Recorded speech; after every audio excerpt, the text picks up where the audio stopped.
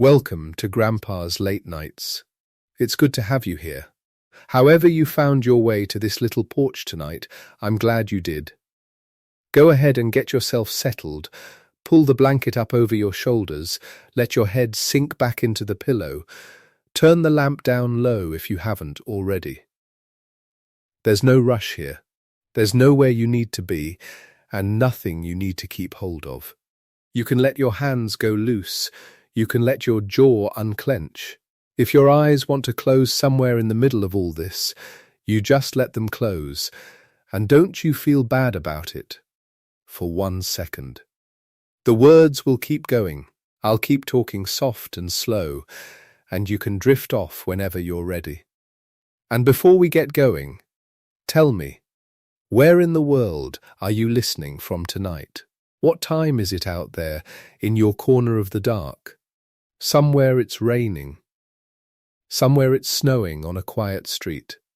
Somewhere the sun is just barely thinking about coming up. Wherever you are, whatever hour it is on your clock, I hope this is the softest part of your whole day. If you find you like these slow nights, and you'd like a few more of them, a quiet like and a subscribe helps this sleepy little channel more than you'd know. I'm a small creator, just an old fella talking into the dark, and folks like you tuning in are really the whole reason it keeps going. So thank you, truly. And to the ones who've already subscribed, bless you, you kind souls. I'm glad you came back. Now, I'll be honest with you before we start. Tonight I want to tell you about something that scared some very serious people very badly.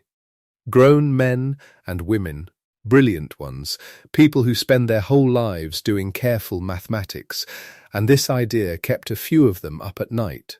So I'll try, I really will, to tell it to you gently enough that it does the opposite for you, that it walks you right down into sleep instead of chasing it away. If I get it wrong and it turns out too interesting, well, at least you'll have learned something strange and true before you drift off. Call that a fair trade. Here's the thing I want you to picture. And you don't have to hold on to it tight. Just let it float in front of you. Imagine, out in the emptiest dark there is, no stars, no earth, no air, nothing at all. A single brain. Just one.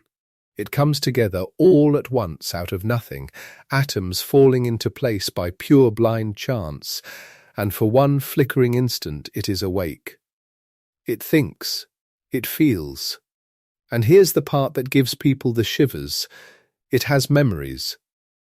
A whole life's worth. It remembers a childhood. It remembers the smell of a kitchen. It remembers this exact moment, lying here in the dark, listening to some old voice tell it a bedtime story. It remembers all of it, vividly, completely, and then, just as fast as it came, it falls apart again, back into the nothing. Gone now here is the truth that some of the smartest people alive found genuinely terrifying. The laws of physics, taken at their plain word, say that a lonely brain like that, appearing out of empty space, complete with a false past, should happen far, far more often than a whole real universe like ours ever comes together. Not a little more often. Unimaginably more often. And if that's true, then by simple counting, the most ordinary, typical, run-of-the-mill thinking thing in all of existence would not be a person. It would be one of those flickers, one of those lonely brains, hallucinating a life it never lived. So the unsettling question, the one that gave this whole idea its shiver, is this. How do you know you're not one? How do you know, right now, that the memories you're carrying are real? That there was ever a yesterday behind them at all? I know. Stay soft. Keep breathing slow. I promise you this story has a kind ending, and I promise you it doesn't actually mean what it sounds like it means. But we've got to walk down into it before we can climb back out. And we're going to do that nice and slow, one small step at a time. Let me sharpen the scary part, just for a moment, and then I'll start taking the fear back out of it. The whole sting of this idea is that a brain like that, a fluctuation, they call it, a thing that pops out of the random shuffling of atoms, its memories aren't memories of anything. They're just atoms that happen to land in the shape of a remembered past. Think of it like this. Imagine you spilled a whole box of tiny letter tiles onto the floor. Thousands of them. And by pure dumb luck, they landed spelling out a full sentence. A true-sounding sentence. I grew up in a house by the sea. The sentence reads perfectly. But there was no house. There was no sea. There was no growing up. There's just the spill. The words point back at nothing. That's what those memories would be. A shape without a story behind it. And the cruel little twist is that from the inside, there is no test you could run. The brain would feel exactly as certain of its past as you feel of yours. It would look at its own memories and find them warm and detailed and obviously true, the same way you look at yours. Because feeling certain is just another arrangement of atoms, and the fluctuation comes with the certainty already baked in, so you can't check. That's the horror of it. There's no little light that blinks to tell you which kind of thing you are. Now, take a breath. Because this is exactly the point where I want you to remember something, and it's the thing that turns this whole nightmare around by the end. Nobody serious actually believes you're one of these brains. Not really. The scientists who worked on this weren't trying to convince you that you're a hallucination. They were doing something much cleverer and much more comforting, and we'll get all the way there. But first I have to show you why the idea is so hard to shake, because if it were easy to laugh off, it never would have scared anybody in the first place. And to do that, I want to take you back about 100 years to a man standing on a stage giving a lecture with a title that sounds like the end of a ghost story. His name was Sir Arthur Eddington, English astronomer, one of the great ones, and in 1931 he published a piece.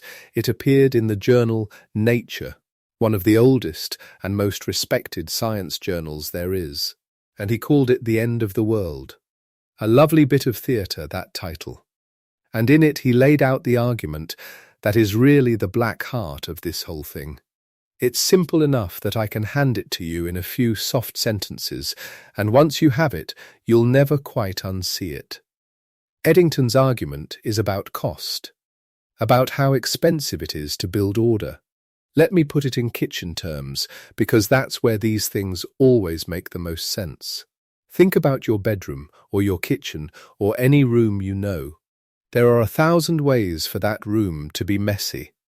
Socks here, a cup there, a drawer half open, crumbs on the counter. Mess has 1,000 faces, and almost any arrangement of things you can imagine counts as messy. But tidy? Tidy is rare. There are only a handful of ways for that room to be truly in order, everything squared away, every cup in its place. Mess is common. Order is precious and rare and hard to stumble into by accident. Now scale that idea all the way up. Eddington's point was that if you're going to build order out of random chance, if you're waiting for atoms to fall by luck into some ordered shape, then the bigger and more ordered the thing you want, the more fantastically, absurdly unlikely it becomes. And it doesn't get harder a little at a time. It gets harder in leaps that dwarf every number you've ever heard. So picture two things you might be waiting on random chance to build. On one side, a whole universe.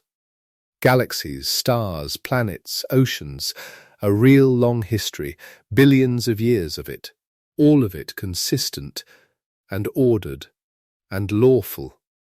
On the other side, just Enough, just barely enough order to make one thinking mind for one instant.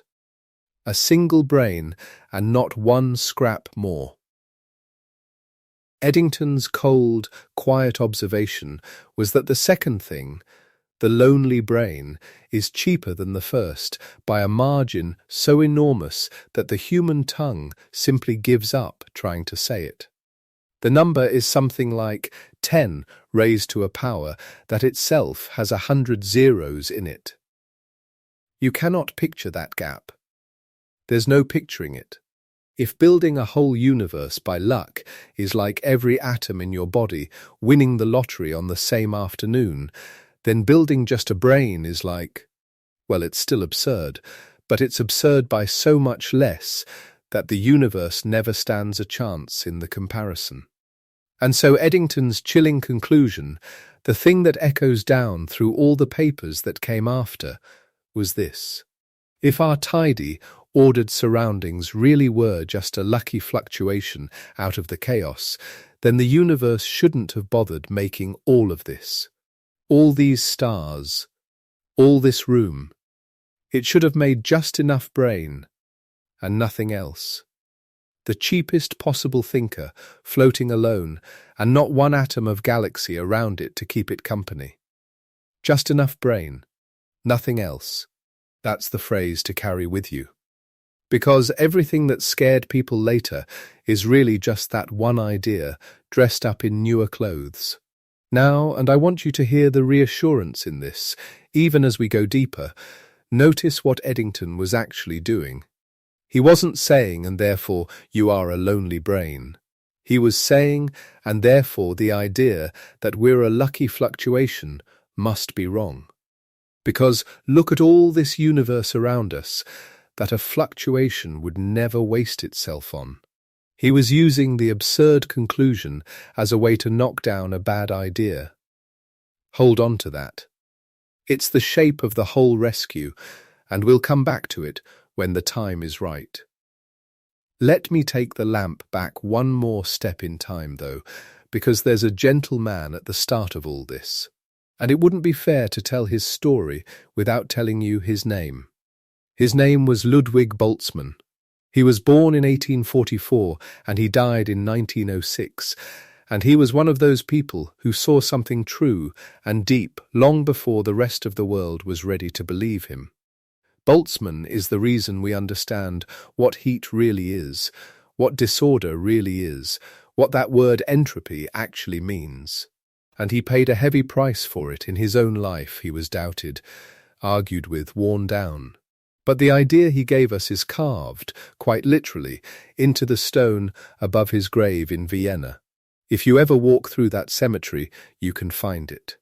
A single short equation, cut into the marble. S equals K log W. Now don't you tense up at the sight of an equation. You don't need to solve a thing. Let me just translate it into plain talk, the way I promised I always would. That S is entropy. Think of it as a measure of how many ways something can be arranged. That little w is the number of those ways. The number of what physicists call microstates, all the different secret arrangements of atoms that would look, from the outside, like the same thing. And the equation is really just saying, in the tidiest possible way, exactly what Eddington was saying with his messy room. The more ways there are to arrange something, the more entropy it has. Mess has a huge W, because mess can look 1,000 ways. Order has a tiny w, because order can only look a few ways. Boltzmann found the bridge between the countless invisible arrangements of atoms and the one big thing we actually see and feel. That's what's carved on his tomb. A whole way of understanding the world in 5 little symbols.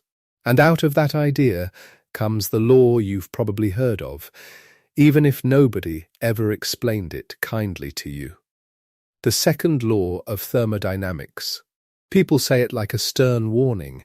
Entropy always increases, disorder always grows, the cup shatters but never unshatters, the room gets messy but never tidies itself. And in everyday life, that's exactly right. Leave things alone, and they run down.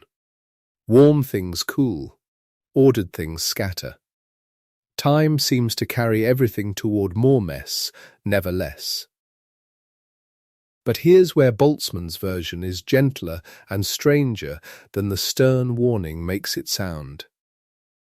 Because Boltzmann understood the second law as a matter of probability, not iron command.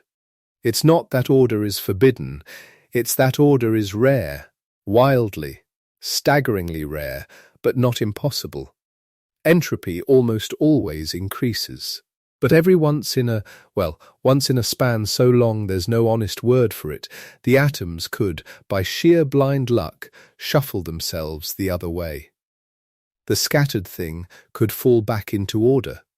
The cooled cup of tea could in principle gather its warmth back up out of the room. It just about never happens. But just about never is not the same as never. And that little crack of daylight between them is where this whole spooky idea slips through. There's even a proper mathematical result behind it, worked out by a Frenchman named Henri Poincare back in 1890. It's called Poincare recurrence, and it says something that sounds almost like a fairy tale. If you take a closed system, a sealed box of stuff, left to itself with enough time, it will eventually return, as close as you like, to very nearly any arrangement it was ever in before. Wait long enough, and the shuffled deck deals out the same hand again. Wait long enough, and the scattered pieces drift, by pure chance, back into the shape they once held, not because anything guides them, just because, given endless time, every possible arrangement gets its turn to come around again. Order included. Take a breath now. Let that settle soft. Every arrangement, given enough time, comes around again. And Boltzmann, this is the part that ties the bow, Boltzmann himself actually reached toward this very idea back in the 1890s. He was wrestling with a genuine puzzle, one that still puzzles people today. Our universe, the one we live in, seems to have started in a state of extraordinary order. Very low entropy. Very tidy in the grand scheme. And that's a strange thing to explain if disorder is supposed to be the rule. Why would everything begin so neat? So Boltzmann floated a bold guess. What if the whole universe, taken at its very largest, is mostly a vast, thin, thoroughly disordered soup? The natural, likely messy state of things, stretching on and on for an eternity? And what if the tidy, ordered world we see around us, all these stars and galaxies and living things, is just a rare local fluctuation inside that eternal soup? A little bubble of accidental order, formed by chance the way Poincare said it eventually must, and destined to melt back into the soup once its moment passes. He even, being a generous man, credited the notion partly to a colleague, an assistant he referred to as Dr. Schetz. The idea got written up. Some of it reached print in the pages of Nature in 1895, in a letter about the theory of gases. And people have called it the Boltzmann universe ever since. The universe as a lucky bubble in an endless sea of mess. Now, do you feel the trap closing? Because this is Boltzmann, a kind and brilliant man, trying to solve an honest problem, trying to explain why our world is so orderly by saying it's a rare fluctuation. And it's a lovely, clever idea. But it's exactly the idea that Eddington, decades later, would turn around and use to frighten everyone. Because if our world is just a lucky fluctuation, then Eddington's cold arithmetic kicks in. And the cheapest fluctuation that makes a thinker isn't a whole universe with billions of years of history. It's just enough brain, and nothing else. Boltzmann was trying to save the order of the world, and built, without meaning to, the machine that would question whether any of it is real. But I told you there's a way out, and there is, And I want you to hold on to the shape of it even now, this early, while we're still down in the dark part of the story. Remember what Eddington was really doing. He wasn't announcing that you're a brain in the void. He was pointing at that absurd conclusion and saying, see how ridiculous this gets. See how the fluctuation idea, followed honestly, predicts a universe made of nothing but a single lonely mind, which is plainly not the universe we live in. That's not a horror. That's a clue. It's the sound a wrong idea makes when you push on it too hard. It cracks. And a crack like that doesn't tell you that you're a hallucination. It tells you that somewhere in the reasoning, something is broken, and that broken thing is worth hunting down. That's the real story here, and it's a much warmer one than the ghost story version. The lonely brain in the void isn't a truth the scientists were trying to sell you. It's a red flag, a warning light on the dashboard of physics. And some of the finest minds of the last century spent their careers following that warning light to find out what it was really trying to tell them. Not you are a mirage, something much more interesting, something about what the universe is actually made of and how it began and why time flows the way it does. Quick reminder, after years of lying awake with a racing mind, deep sleep finally became possible. Now learning comes easier, energy is real, and the mind stays sharp. Sleeping like a baby changed everything. If you want the exact system that made this possible, check the link in the pinned comments. Now, where were we? Down in the quiet, following that warning light. Let me stay here a while and just turn the idea over slowly, the way you'd turn a smooth stone in your hand, because there's more gentleness in it than there first appears.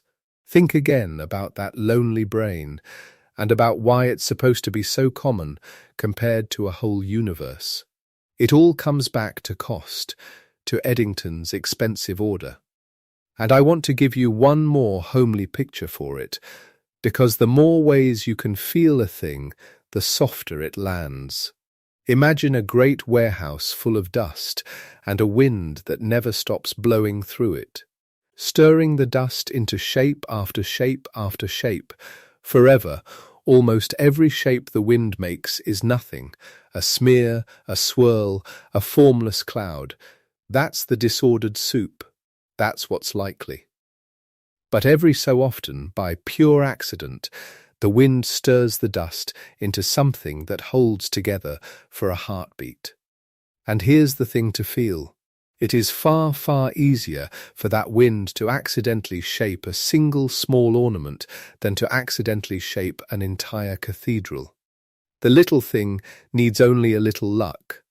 The great thing needs an ocean of it. So if you walked into that warehouse and found something ordered sitting in the dust, and you had to bet on which kind it was, the small, cheap thing or the vast, expensive one, you'd bet every time on the small one. Because the wind makes 1,000 small ornaments for every single cathedral it stumbles into. Now the lonely brain is the small ornament. And our whole universe, all its stars and its long real history and its endless ordered detail, that's the cathedral. And Eddington's warehouse arithmetic says the wind should have made oceans of lonely brains for every one cathedral like ours. So if you truly believed the wind, the fluctuations, were the source of everything, you'd have to conclude that a typical ordered thing is a lonely brain, and the cathedral is the freak, the near impossible outlier.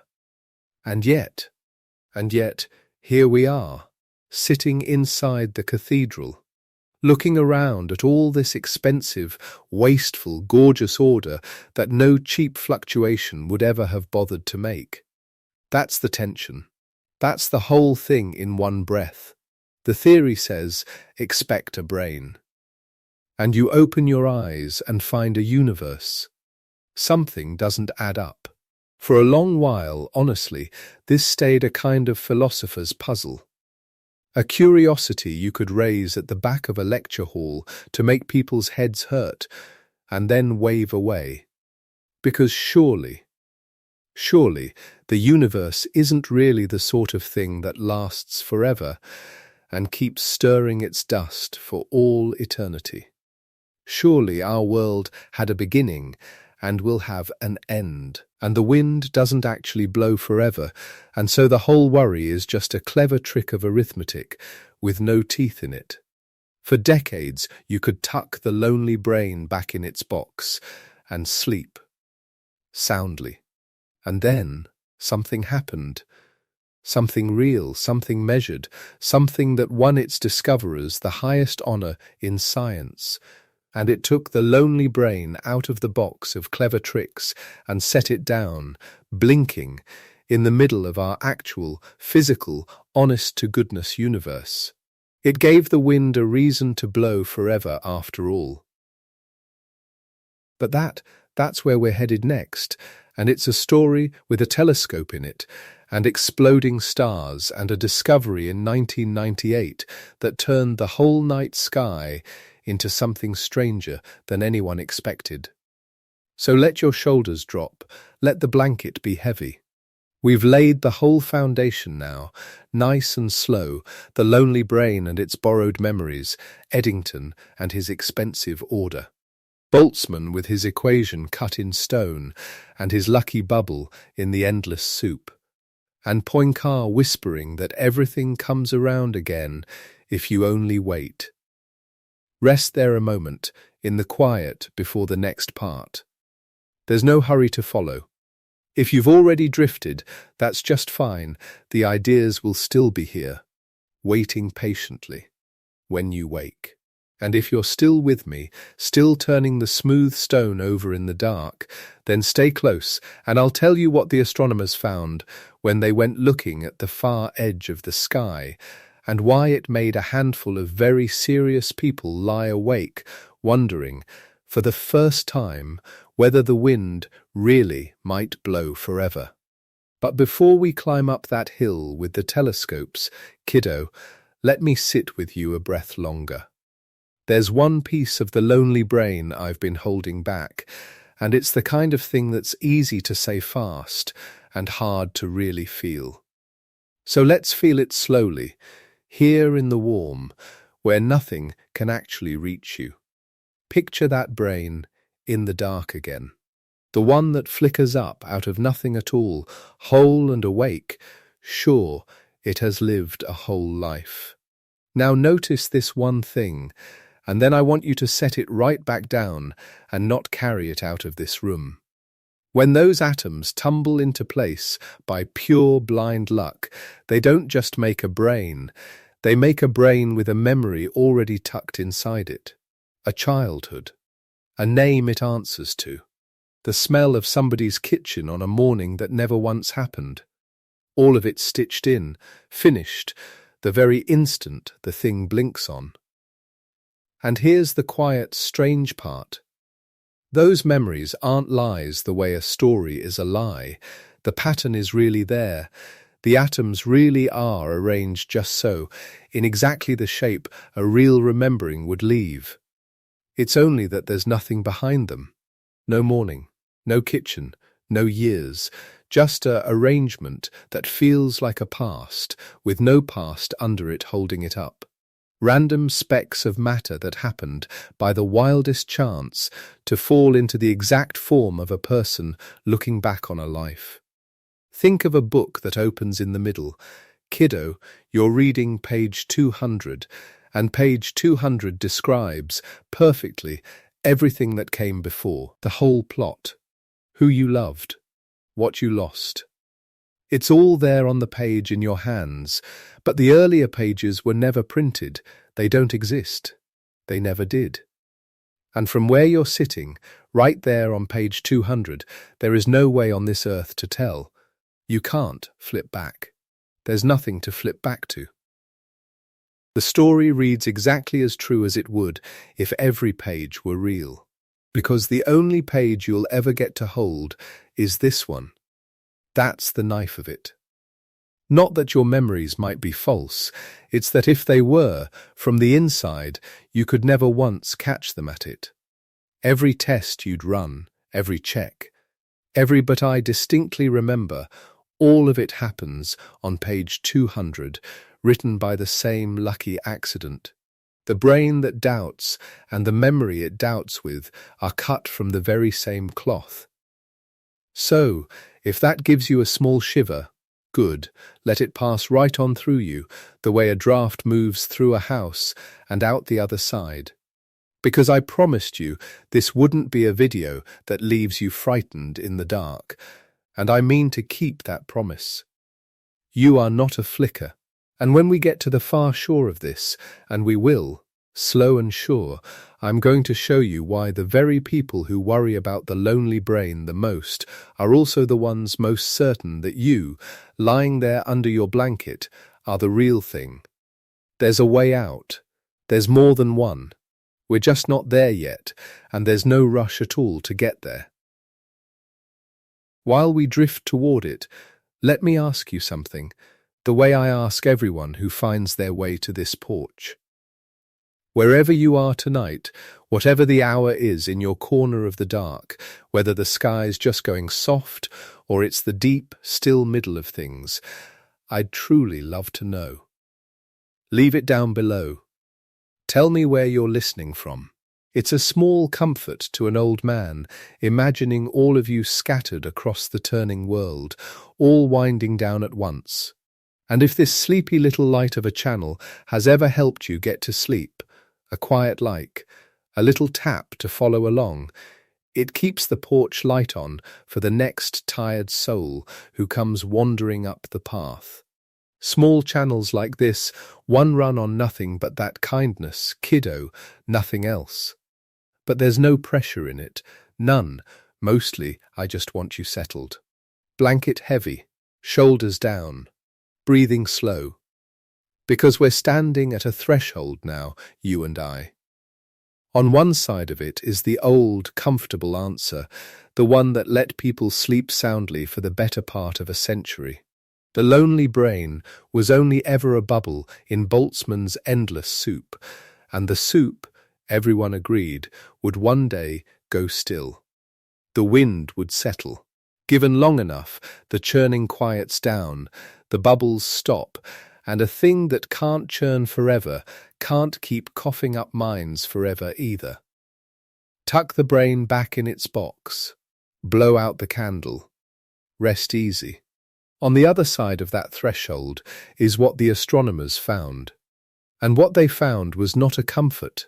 It was a measurement, a real one, made with real glass pointed at real light, the kind of thing that wins the highest prize we've got to give. And it took that old settled answer, the one about the soup going quiet, and it gently, patiently, took it apart. It suggested the wind might not settle after all, that it might keep blowing, softly, faintly, forever and ever and ever.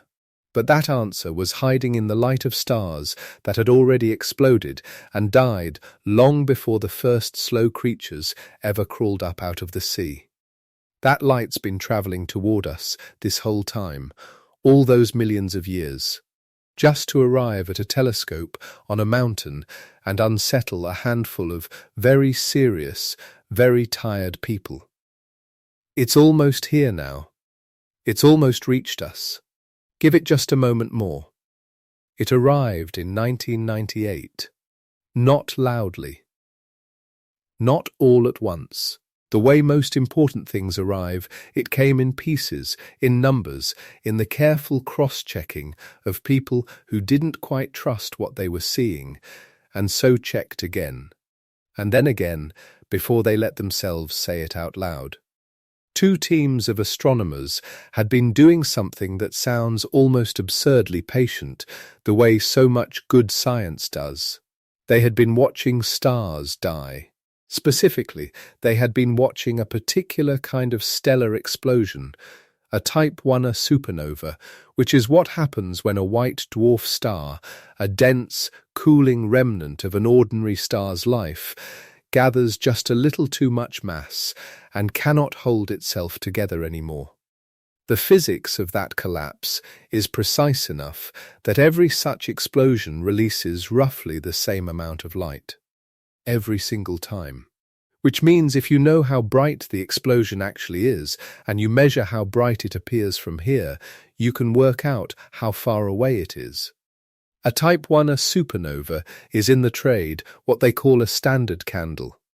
Adam Riess and his team, and separately Saul Perlmutter and his team, had been collecting these candles, measuring their brightness, calculating their distances, and then, because they could also measure the redshift of the light, the way the wavelength stretches as the source moves away from us, they could figure out how fast those distant explosions were receding, how fast the universe had been expanding when that light set off on its long journey to reach us. The expectation was sensible. Gravity pulls. Matter fills the universe. A universe full of matter expanding outward should be slowing down, decelerating, like a stone thrown upward that loses speed as it climbs. The expansion of space ought to be running out of steam, gradually, generation by generation of dying stars. The question both teams were trying to answer was simply, how fast is it slowing? What they found instead was that it wasn't slowing at all. It was speeding up. The universe was not decelerating. The distant supernovae were dimmer than they should have been, farther away than they should have been, which meant space between them and us had been stretching faster than anyone's best calculations had predicted. Not slower. Faster, the expansion of the universe was not running out of steam. Something was pushing. Something woven into space itself was pushing outward with an energy that did not dilute as the universe grew, that did not thin out or fade as matter spread apart and temperatures dropped. Something was there that had always been there, pressing gently and persistently against everything, urging the universe to grow a little faster, and then a little faster still. That something, for want of a better name that would explain it, rather than merely label it, got called dark energy. And the mathematical way to slot it into Einstein's equations for how the universe expands was with a term that Einstein had originally introduced and then removed. The cosmological constant, given the Greek letter lambda, positive, small, but not zero.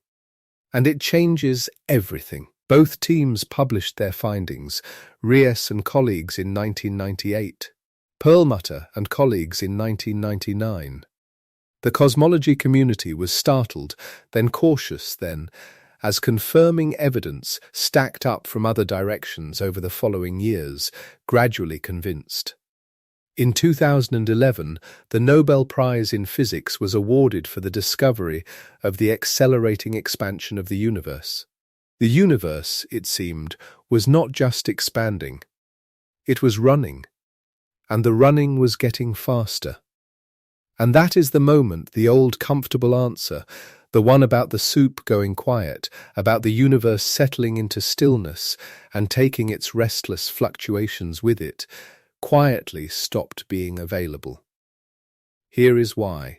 When physicists work out what a universe with a positive cosmological constant does in the very long run, they find something called de Sitter space. Named for the Dutch mathematician and astronomer Willem de Sitter, who worked with Einstein in the early years of general relativity and explored solutions to his equations.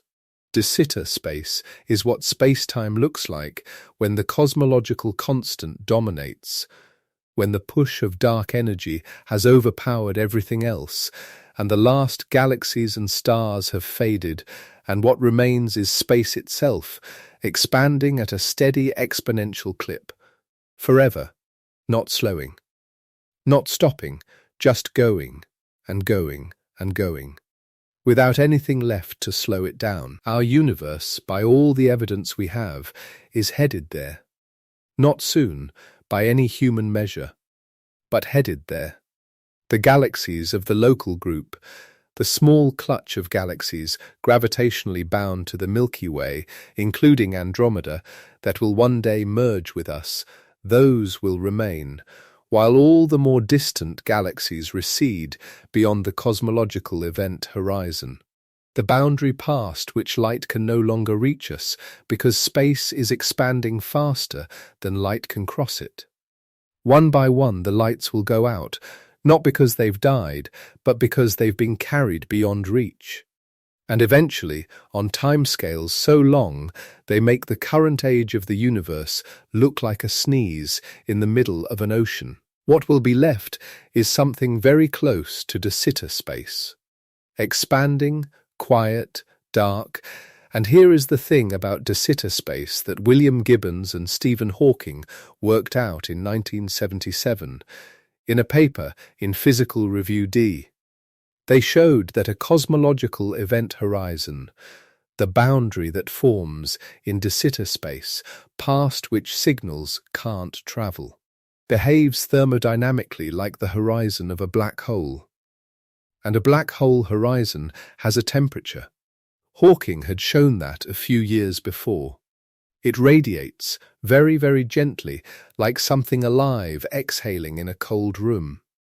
A de Sitter horizon does the same thing, and Gibbons and Hawking derived the formula.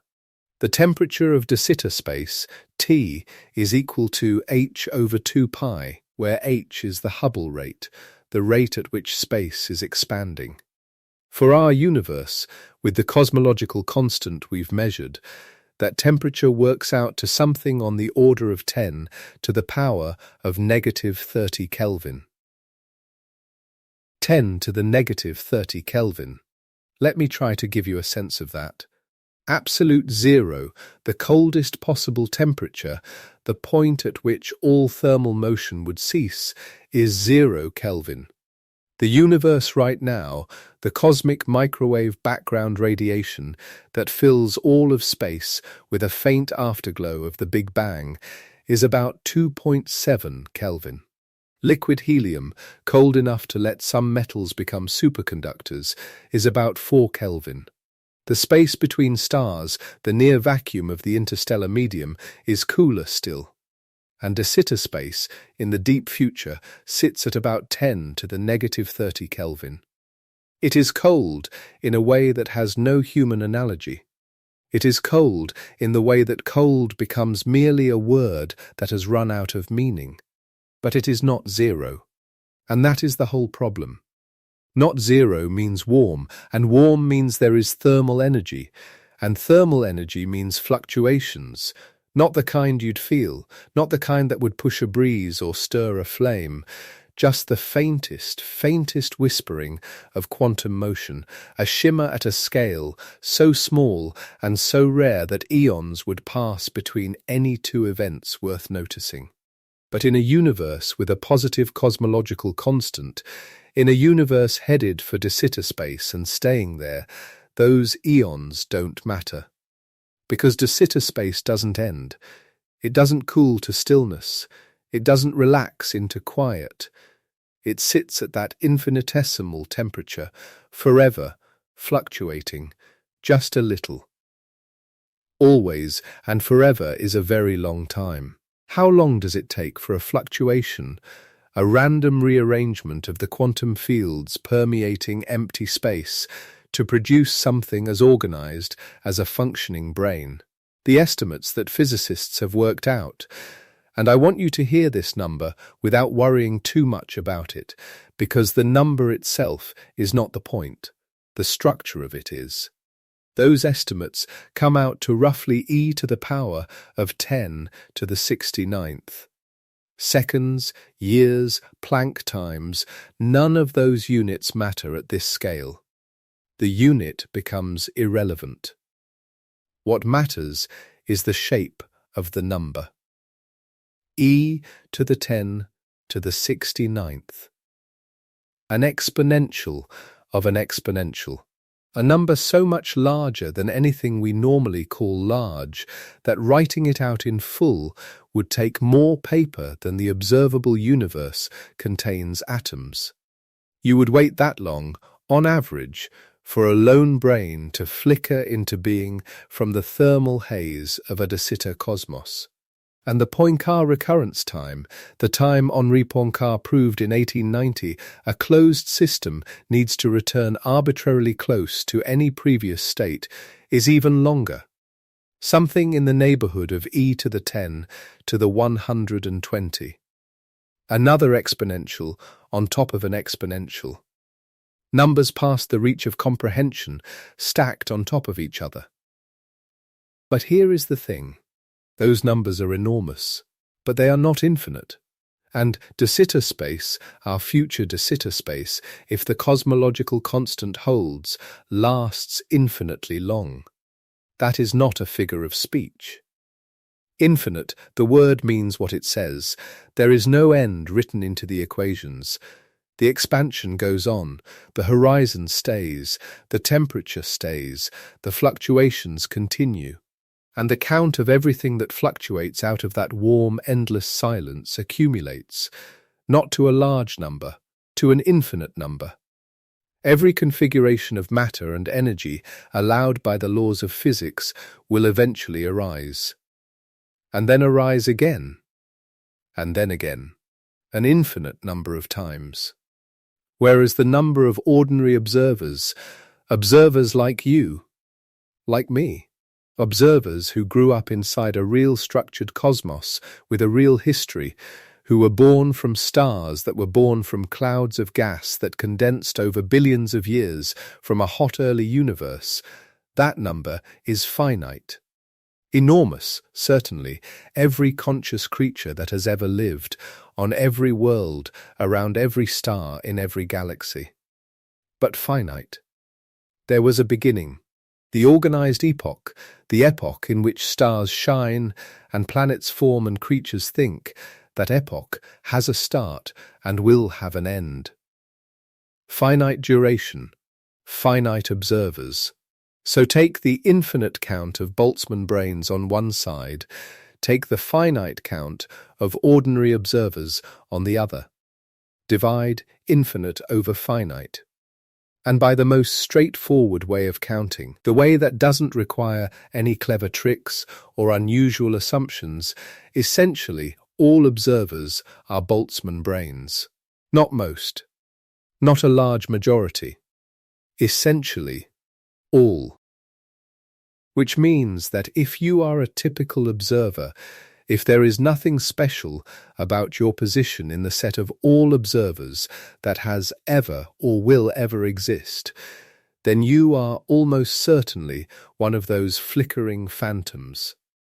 Your memories of a childhood, of the particular light in a room you remember, of the feeling of a blanket pulled up against the cold. None of that corresponds to anything that actually happened. It is the residue of a random arrangement of atoms that happened to assemble themselves, momentarily, into a configuration that feels like a history. A coherent lie written in the language of neurons by pure chance, and then, in moments, you dissolve. Back into the haze.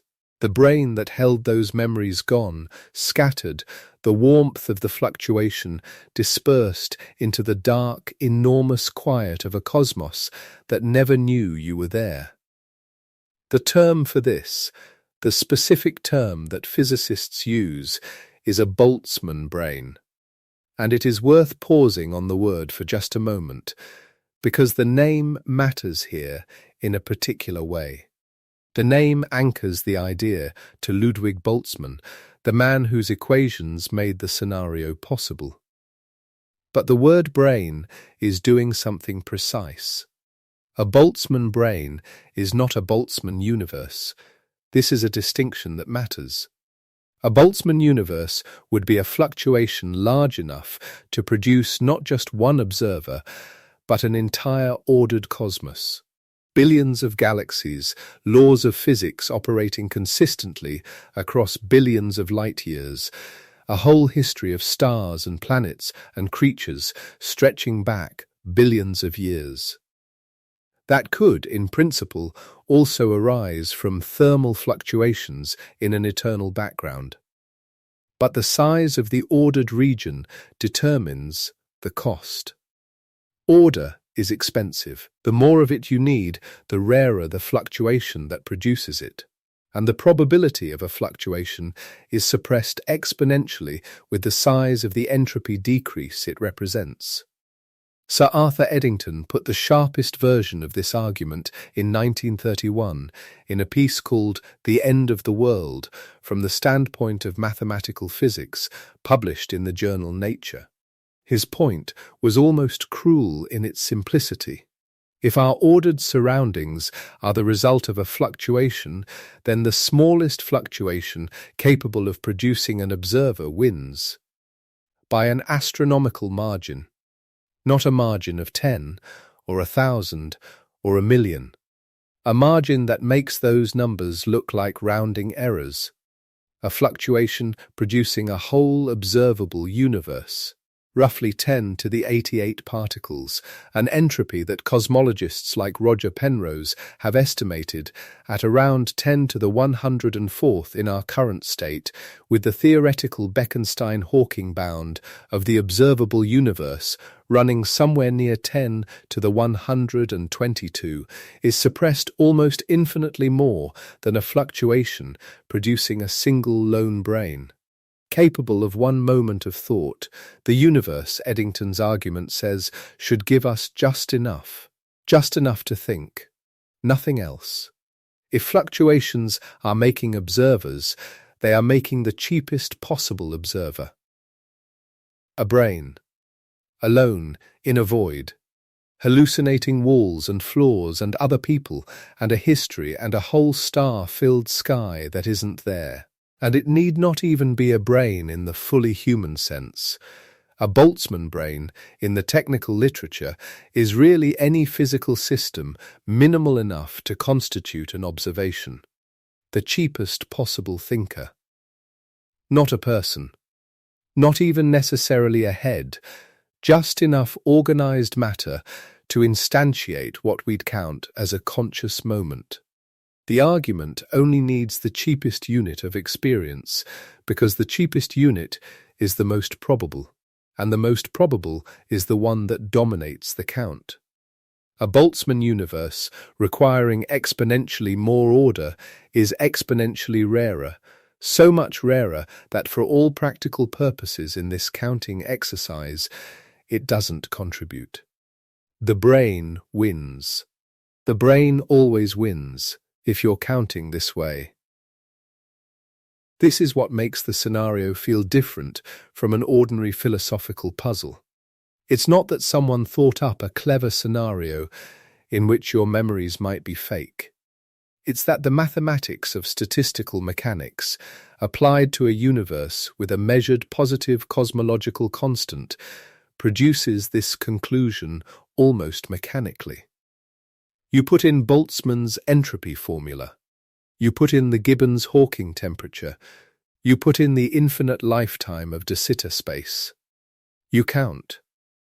And the counting tells you that you're almost certainly not what you think you are. 3 physicists named Lisa Dyson, Matthew Kleben, and Leonard Susskind looked directly at this in 2002 in a paper with a title that does not hide its feelings about what it found, Disturbing Implications of a Cosmological Constant. That title is not melodrama, it is an accurate description. The paper appeared on the Physics R-Exiv as HEPTHI/020813. And it was the paper that brought the problem into the modern conversation with real urgency. Because now, the cosmological constant wasn't a theoretical curiosity. It had been measured. In the supernovae data. In the Nobel Prize winning work of Riess and Perlmutter. The cosmological constant was not something you could set to 0 and argue it away. It was sitting there in the equations with a specific value, implying a specific de Sitter temperature, implying a specific fluctuation rate, and implying, eventually, with enough time, an infinite army of phantom observers. The implications, as the title suggested, were disturbing. 2 years later, in 2004, Andreas Albrecht and Lorenzo Sorbo published a paper called "Can the Universe Afford Inflation?", which helped cement the specific term Boltzmann brain in the cosmological literature.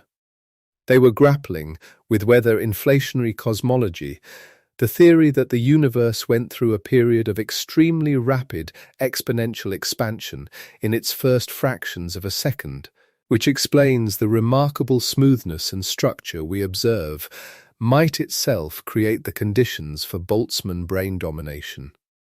The term stuck.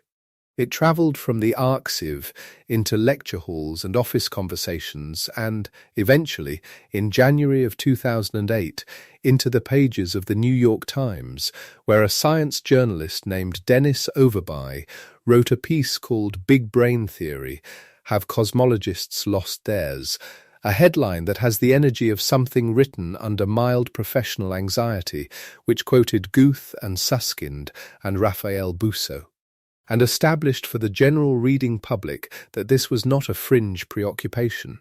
Serious people at serious institutions were losing sleep over it, or perhaps failing to, which was part of the problem.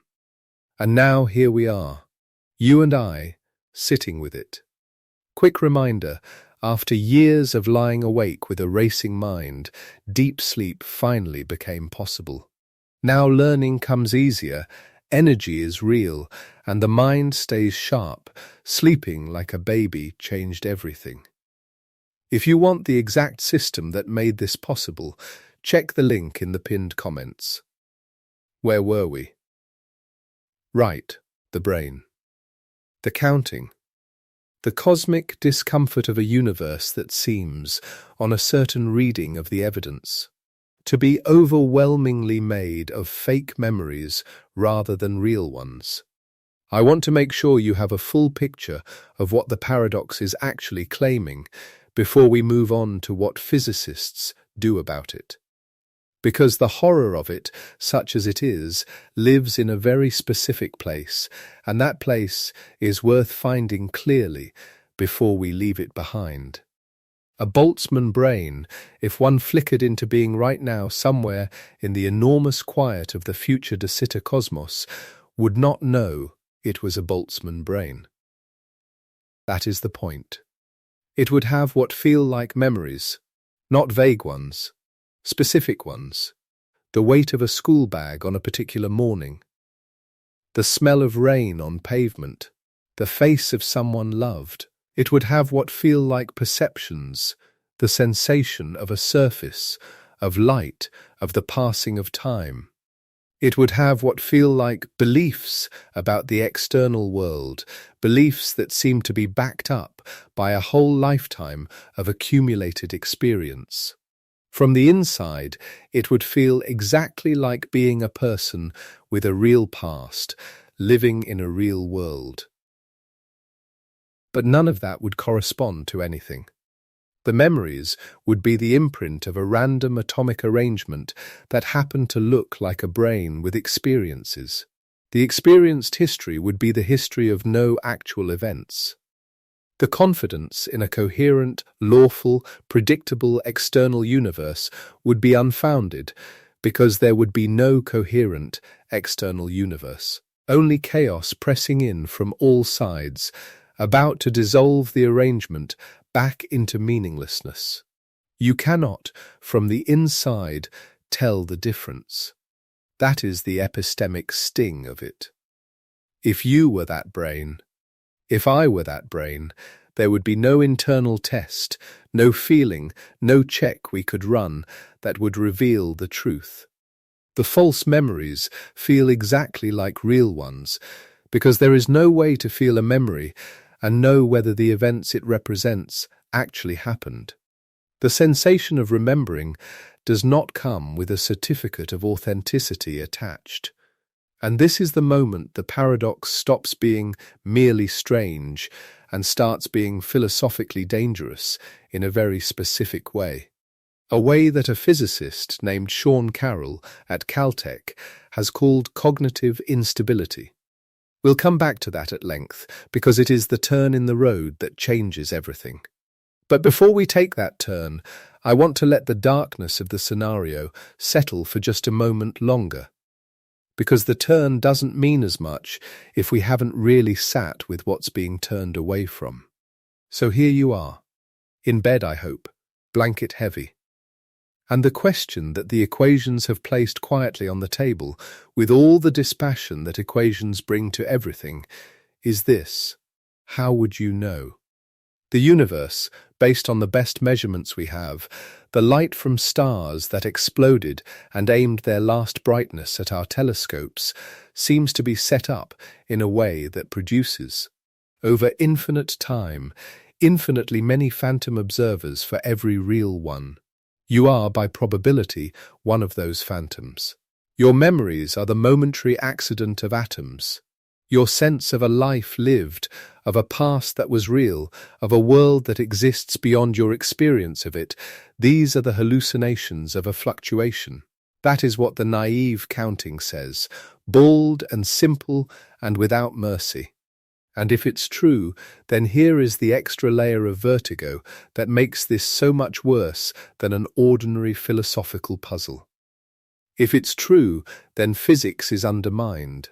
Not in the vague sense that it's complicated or hard, in a very precise sense. Because the evidence for physics, the experiments, the measurements, the supernovae data that won the Nobel Prize, the particle accelerator results, the astronomical surveys, all of that evidence was gathered by observers who trusted that their instruments and their memories and their reasoning were tracking something real. If those observers are, in the majority, Boltzmann brains whose memories are random noise, then the evidence isn't evidence, it's hallucination dressed as data. The experiments didn't happen. The measurements don't mean anything, including the measurement of the cosmological constant that started this whole chain. A theory that predicts you are probably a Boltzmann brain is a theory that predicts its own evidential basis is probably fake. It soars off the branch it sits on. Not metaphorically. Literally, the reasoning that leads you to conclude most observers are Boltzmann brains relies on evidence gathered by observers. If those observers are Boltzmann brains, the evidence is garbage. If the evidence is garbage, the conclusion is unsupported. If the conclusion is unsupported, you don't know whether the observers are Boltzmann brains. And if you don't know that, you go around the loop again with no exit. This is what Carroll means by cognitive instability. The scenario doesn't just challenge your confidence in your memories, it challenges the entire framework of evidence and inference you would use to evaluate any challenge. It is not a stable place to stand. You cannot commit to "I am probably a Boltzmann brain" the way you can commit to other beliefs, because committing to it destroys the reasoning that produced the commitment. It is a philosophical trap with no flaw, and the only coherent response to a trap with no flaw is to note that the trap implies something has gone badly wrong upstream, in the theory, in the counting, or in the way we are using probabilities. And that is precisely how physicists have chosen to treat it, not as a terrifying truth about the nature of experience, as a terrifying truth about the state of our cosmology. Not a conclusion, a symptom, a fire alarm going off and telling you that something in the building is on fire. The job now is to find the fire, not to stand there breathing smoke. But that, kiddo, that is where we are going next. For now, settle a little more. The numbers we've been looking at tonight are almost absurdly large. e to the 10 to the 69th years for a brain. e to the 10 to the 120 for a full recurrence. These numbers are not large the way a billion is large, or even the way the distance to the nearest galaxy is large. They are large in a way that breaks the intuition you use to compare large things. By the time you are waiting for a Boltzmann brain to appear, every star in the observable universe has burned out and cooled. Every black hole has evaporated via Hawking radiation, a process that itself takes an almost unimaginable number of years. The atoms of what were once planets have decayed or been scattered into the void. The universe is, for all practical purposes, dark and empty and cold, coasting outward at an ever-increasing rate, the horizon of De Sitter space its only feature. Its temperature so low that calling it temperature at all feels like a category error. And still you wait, and wait, and wait, until, at last, across that unfathomable expanse of nothing, the fields shiver, just a little, in just the right way. And for a moment so brief it barely exists, something like a mind flickers there, complete with a past that never was, and a present that will not last. And then it's gone. That is what we've been sitting with. And I mean it gently. The numbers and the mechanism are real. The papers are real.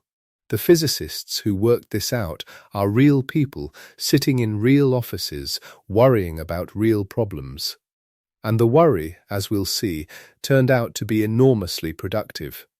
Because a problem that can kill bad theories is not just a horror. It is a tool.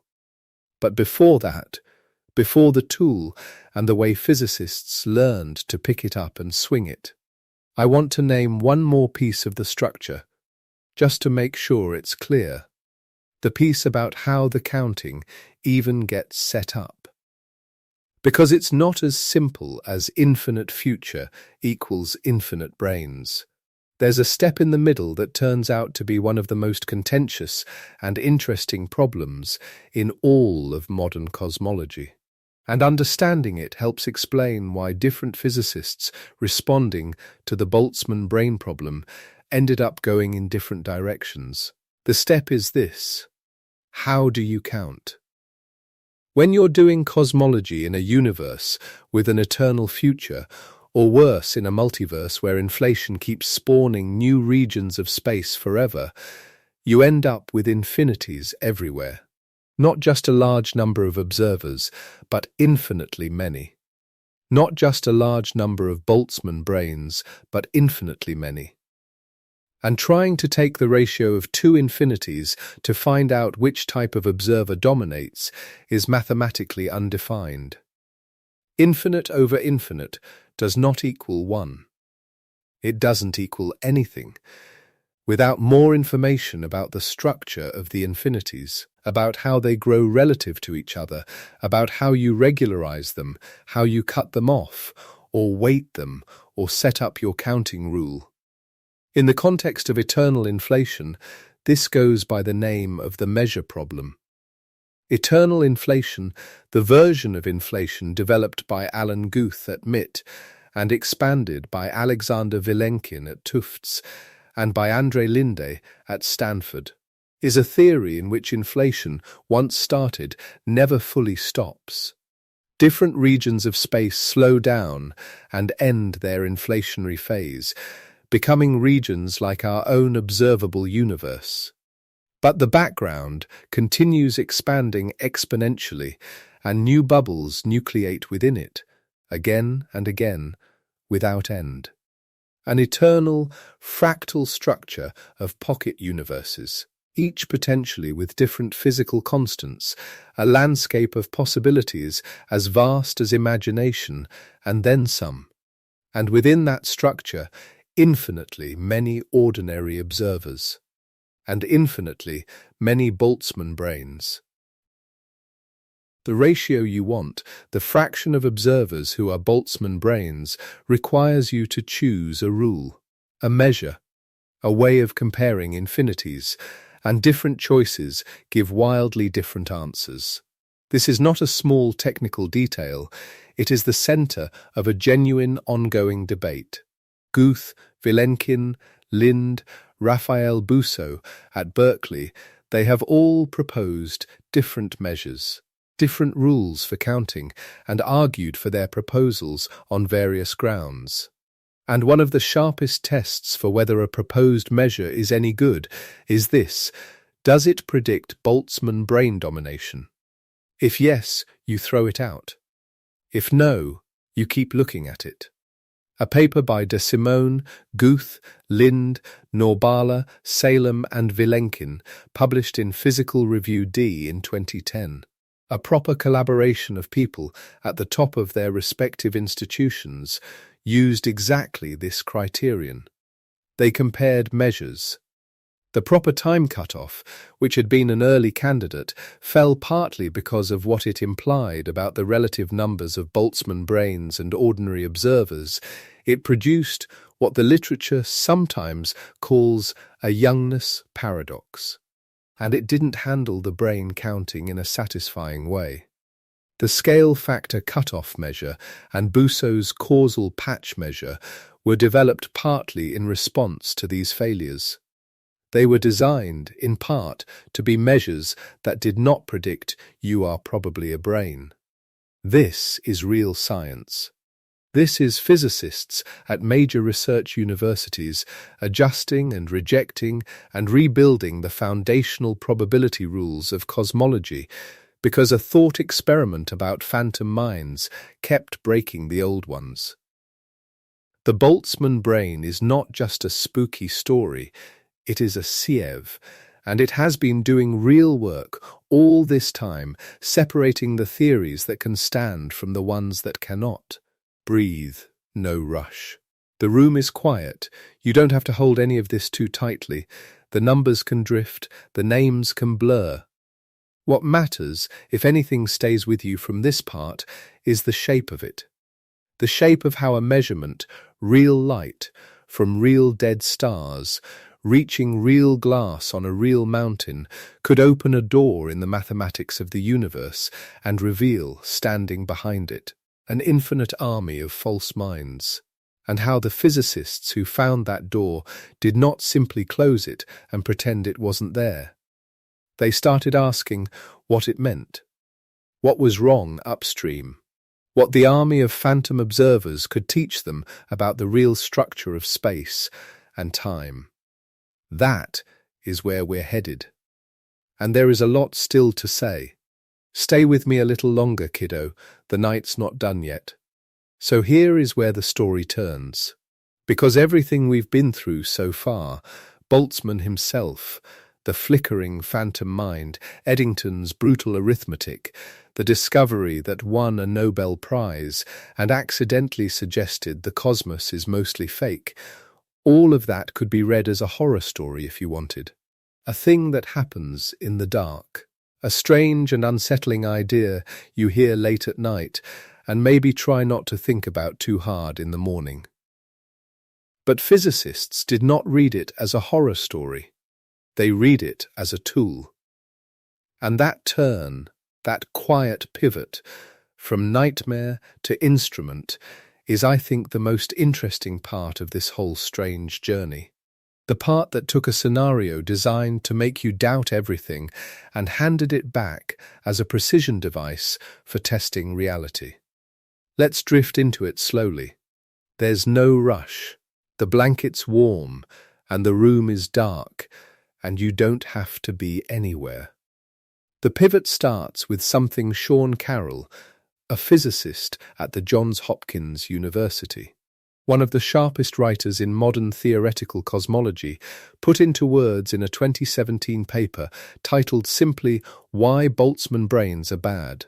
He published it on the preprint archive as RXI Vil 1702.0850. And the directness of that title tells you something. He wasn't asking whether Boltzmann brains were real. He wasn't hedging. He was explaining, carefully and technically, why the scenario is bad. Not scary.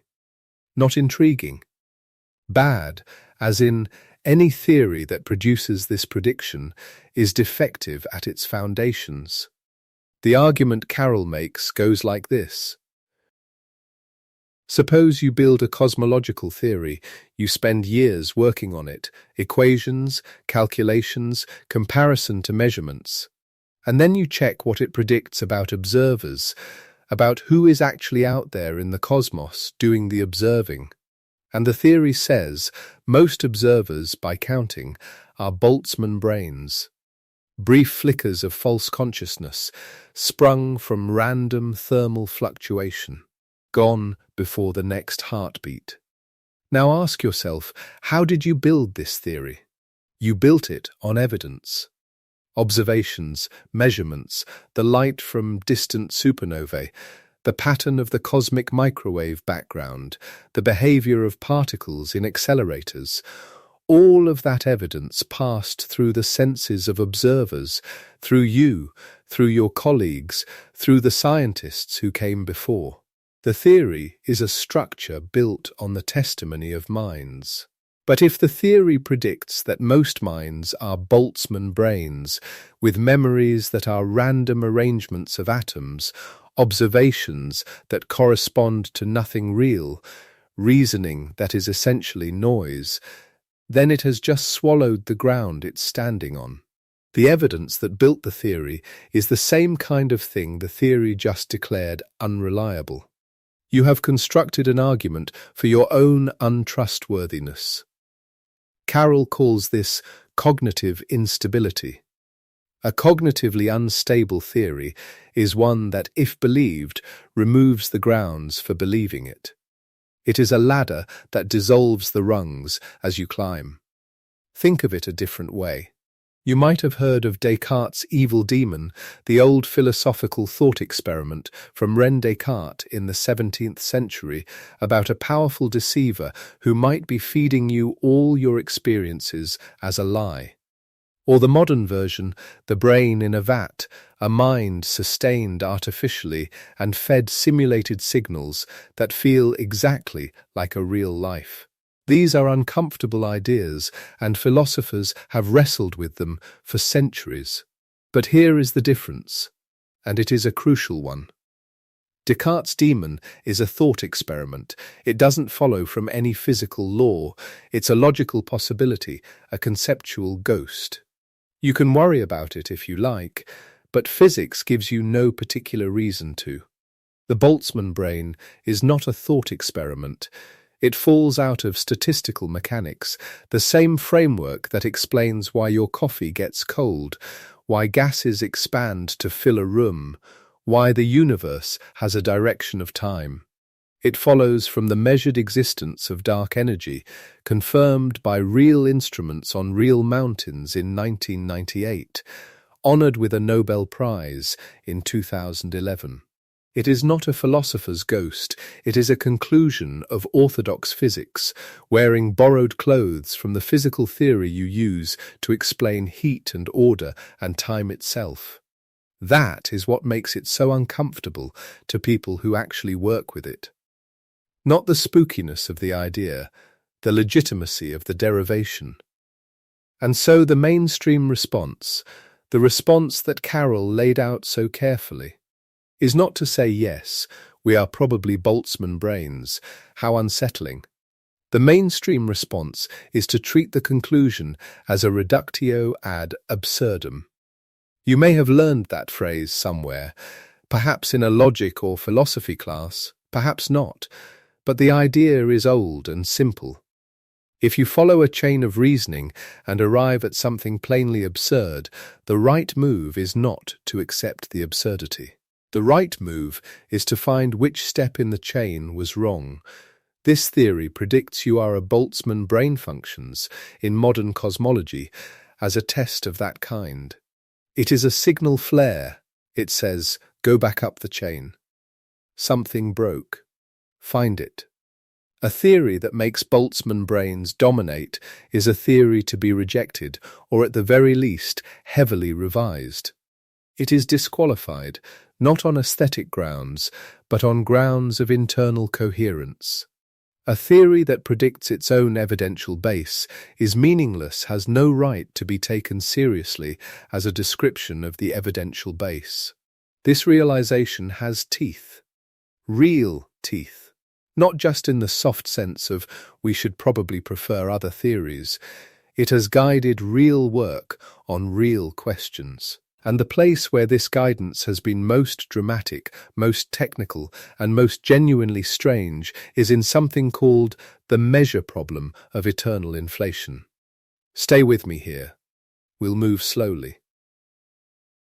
Inflation, the extraordinary hypothesis, born largely from the work of Alan Guth at MIT, that the very early universe went through a period of exponential expansion far faster than anything we see today, has been remarkably successful as a theory. It explains why the cosmic microwave background is so uniform. It explains the flatness of space. It explains the seeds from which galaxies grew.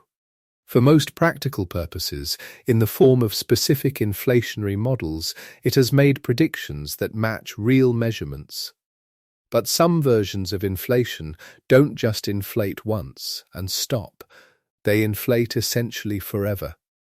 In these models studied at length by Guth, by Alexander Vilenkin at Tufts University, by Andrei Linde at Stanford, inflation never fully ends everywhere at once. Instead, bubbles of normal space keep forming, each one potentially becoming something like our universe, while the space between the bubbles keeps inflating and producing more bubbles. On and on, without limit.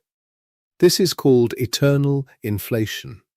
And eternal inflation has a mathematical consequence that turns out to be deeply awkward. It produces an infinite number of pocket universes, infinite regions of space, infinite numbers of everything, infinite numbers of ordinary observers, infinite numbers of galaxies, infinite numbers of moments of experience. And it also produces, as we've established, an infinite number of Boltzmann brains in those regions of those pocket universes that settle into a warm de Sitter phase and wait. Infinite observers of one kind, infinite observers of another kind. And you want to ask, what fraction of observers are Boltzmann brains? Infinity divided by infinity. Which is not a number, it's a question waiting for more machinery. To turn that question into an answer, you need a rule. A way of counting, or, more precisely, a way of regularizing the count. You start with a finite portion of the infinite space, you count up the observers in that finite piece, and then you take a limit as the piece grows. The specific rule you choose for how the piece grows is called a measure. Different measures, different counting procedures, give wildly different answers. Some say ordinary observers dominate. Some say Boltzmann brains dominate. Some give answers so strange they are incoherent. This is what physicists call the measure problem of eternal inflation, and it is considered one of the deep unresolved issues in theoretical cosmology. Guth addressed it at length in his 2007 paper Eternal Inflation and its implications, circulated on RXIV as HEPTHI/0702178. He and his collaborators were explicit. Choosing the wrong measure doesn't just give you the wrong numbers. It can give you results that make the whole theoretical framework self-undermining. It can give you Boltzmann brain domination. The proper time cutoff measure was one early candidate.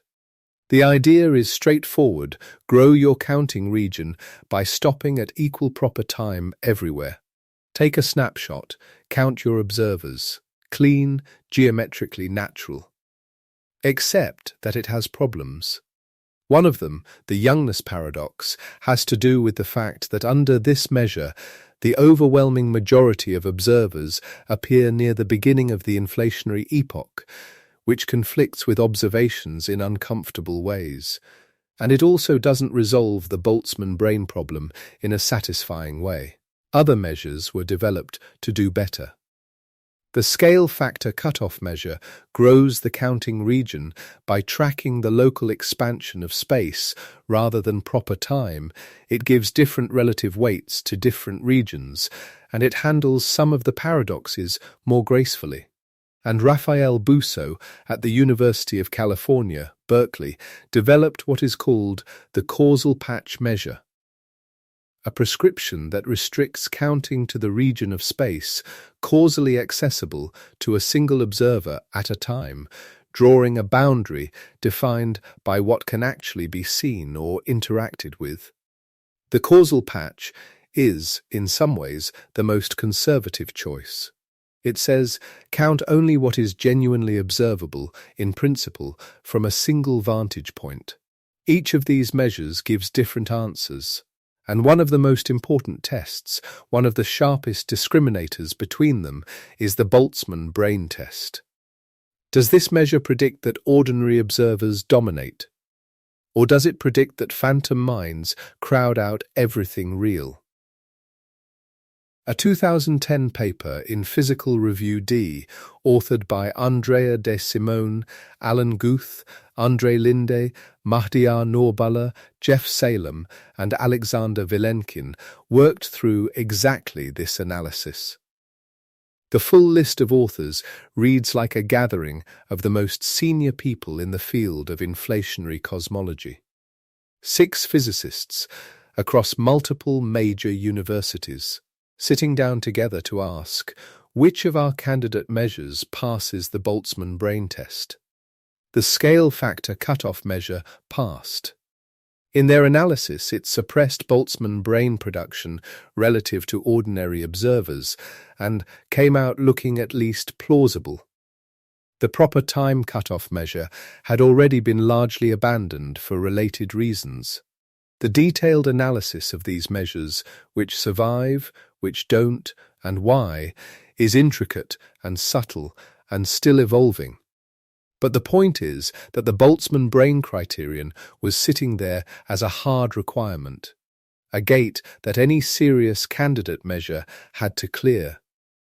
This is the thing that most popular treatments of the Boltzmann brain entirely miss. They focus on the creepiness of the idea, on the way it makes you feel slightly untethered from your own past, and they stop there. What they leave out is this second half, the part where the creepiness became useful, where this theory predicts your brain became, in the hands of people like Guth and Vilenkin and Bousso and their colleagues, a filter, a demand, a formal criterion that real proposals for how to count in the multiverse had to survive.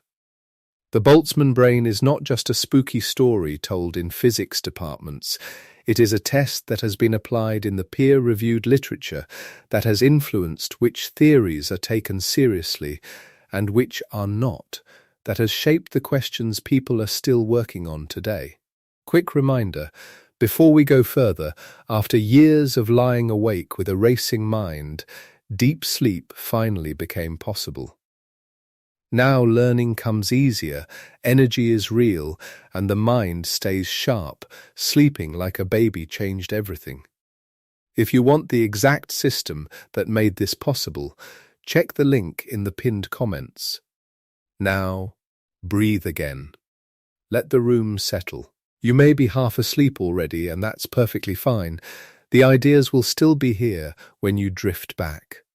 We've talked about the measure problem as a technical consequence of eternal inflation. But there is an older, deeper layer to the Boltzmann brain problem that we should sit with for a moment, because it touches something more fundamental than any particular inflationary model. It touches the question of why the universe had a beginning that looked the way it did at all. Roger Penrose, the mathematician and physicist who shared the 2020 Nobel Prize in Physics, author of The Emperor's New Mind and The Road to Reality, who has spent decades thinking with extraordinary care about time and entropy and consciousness, calculated the improbability of the early universe's initial state. How unlikely was it, in the space of all possible starting configurations consistent with what we observe today, that the universe began in the extraordinarily low entropy state it actually did? The answer he arrived at is a number that makes the timescales we've been discussing. Those e to the power of 10 to the power of 69 years look modest and manageable. Penrose estimated the probability of our universe's initial low-entropy state at roughly 1 part in 10 to the power of 10 to the power of 123. Write that out and you run out of universe to write it in. 10 to the power of 123, and then take 10 to that power.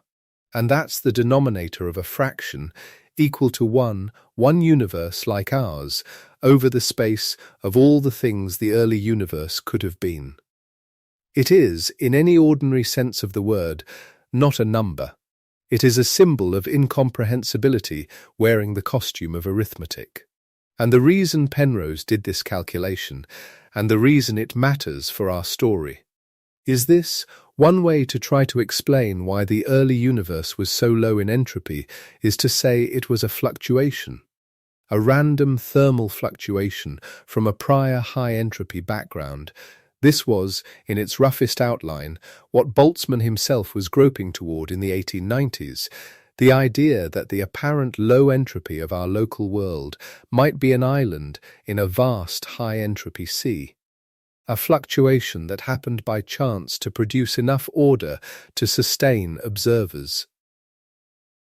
But Penrose's number is the reply to that. Because even if you grant that fluctuations happen, producing a universe as large and as ordered as ours, with 123 nested exponents of improbability stacked against it, is not the right way to explain anything. It simply moves the mystery to an even stranger place. Why this particular fluctuation? Why not a smaller one? Why not just a single brain, which would be exponentially, impossibly, more likely? The Boltzmann brain argument, in this light, is the reductio of the fluctuation explanation for the low-entropy past. If the universe's order is a fluctuation, then by the same logic that makes fluctuations likely, we should be brains, not cosmoses. The fact that we are clearly not brains, that we live in a vast, coherent, lawful universe that has been operating long enough to produce stars and planets and biology, means the fluctuation explanation cannot be right. Something else is going on. That something else is what the philosophers call the past hypothesis. David Albert, in his 2000 book Time and Chance, gave this idea a name and a precise formulation. There is a boundary condition, a given state of the universe at the beginning of time, an extremely low entropy initial condition that is simply taken as a fact, not derived from statistical fluctuation, not explained by any fluctuation argument, but accepted as a fundamental feature of the world that any complete physical theory must eventually account for. The past hypothesis says the early universe was, for reasons we do not yet fully understand, in an extraordinarily special, ordered state. The arrow of time, the fact that entropy increases, the fact that your coffee cools rather than spontaneously heating, the fact that you remember the past and not the future, the fact that there is a past and a future at all in the felt, experiential sense. All of this flows downstream from that initial condition. If the universe began in a high entropy state, there would be no arrow, no direction, no memory, no you.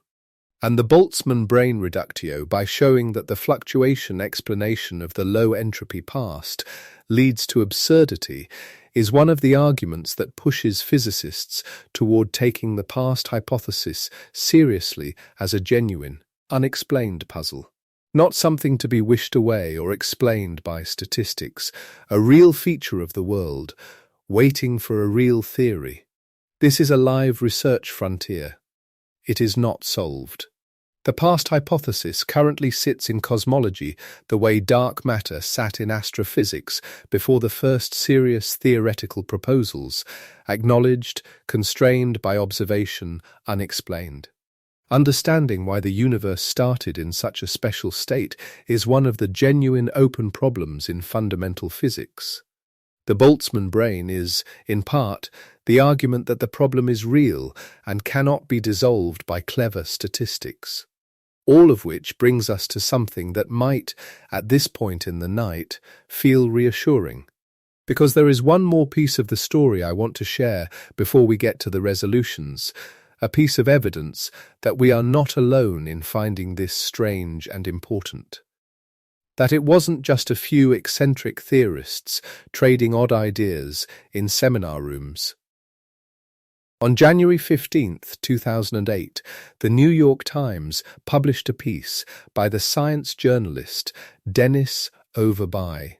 The headline was "Big Brain Theory: Have Cosmologists Lost Theirs?" It ran in the newspaper of record, read by millions of ordinary people who had no particular interest in the measure problem of eternal inflation or the Gibbons-Hawking temperature of de Sitter space. And it quoted, by name, physicists from major research universities, Alan Guth, Leonard Susskind, Raphael Busso, Andreas Albrecht, all of them discussing the Boltzmann brain problem with evident seriousness. Not as a joke, not as a philosophical curiosity, as a real open pressing issue in cosmology. Overby's piece captured something important, which is that by 2008, the conversation about Boltzmann brains had moved decisively out of the fringe and into the mainstream of the field. The people who had built inflationary cosmology, who had worked out the mathematics of the early universe, who had made predictions that matched real data, were the same people raising their hands and saying, "We have a brain problem, and we are not sure how to fix it." Guth is worth dwelling on for just a moment, because his position is in some ways the most striking. He is, with Vilenkin and Linde, one of the founders of inflationary cosmology.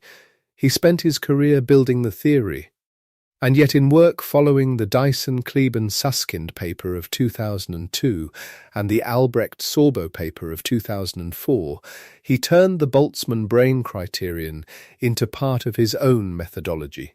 In his 2007 paper on eternal inflation and its implications, he laid out the measure problem and noted that Boltzmann brain domination is something a viable measure must avoid. He applied it, his own framework, his own theory, to the test. It was not a matter of protecting inflation from outside criticism. It was a matter of honestly asking whether the theory he had helped build could account for the observers it was supposed to be describing. That kind of rigor is, in a quiet way, one of the more beautiful things about this whole episode in the history of physics. Scientists building a theory and then turning its most uncomfortable implications into precision instruments for testing it further. Not hiding the uncomfortable conclusions, using them.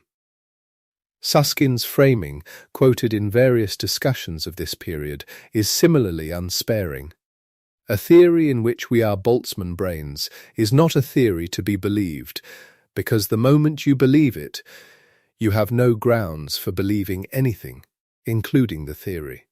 He and Busso used this argument to push for the causal patch description of the multiverse, a description that keeps the observer at the center of what counts, and that is at least designed to avoid the Boltzmann brain plague. Andre Linde at Stanford addressed the problem in the context of the string landscape.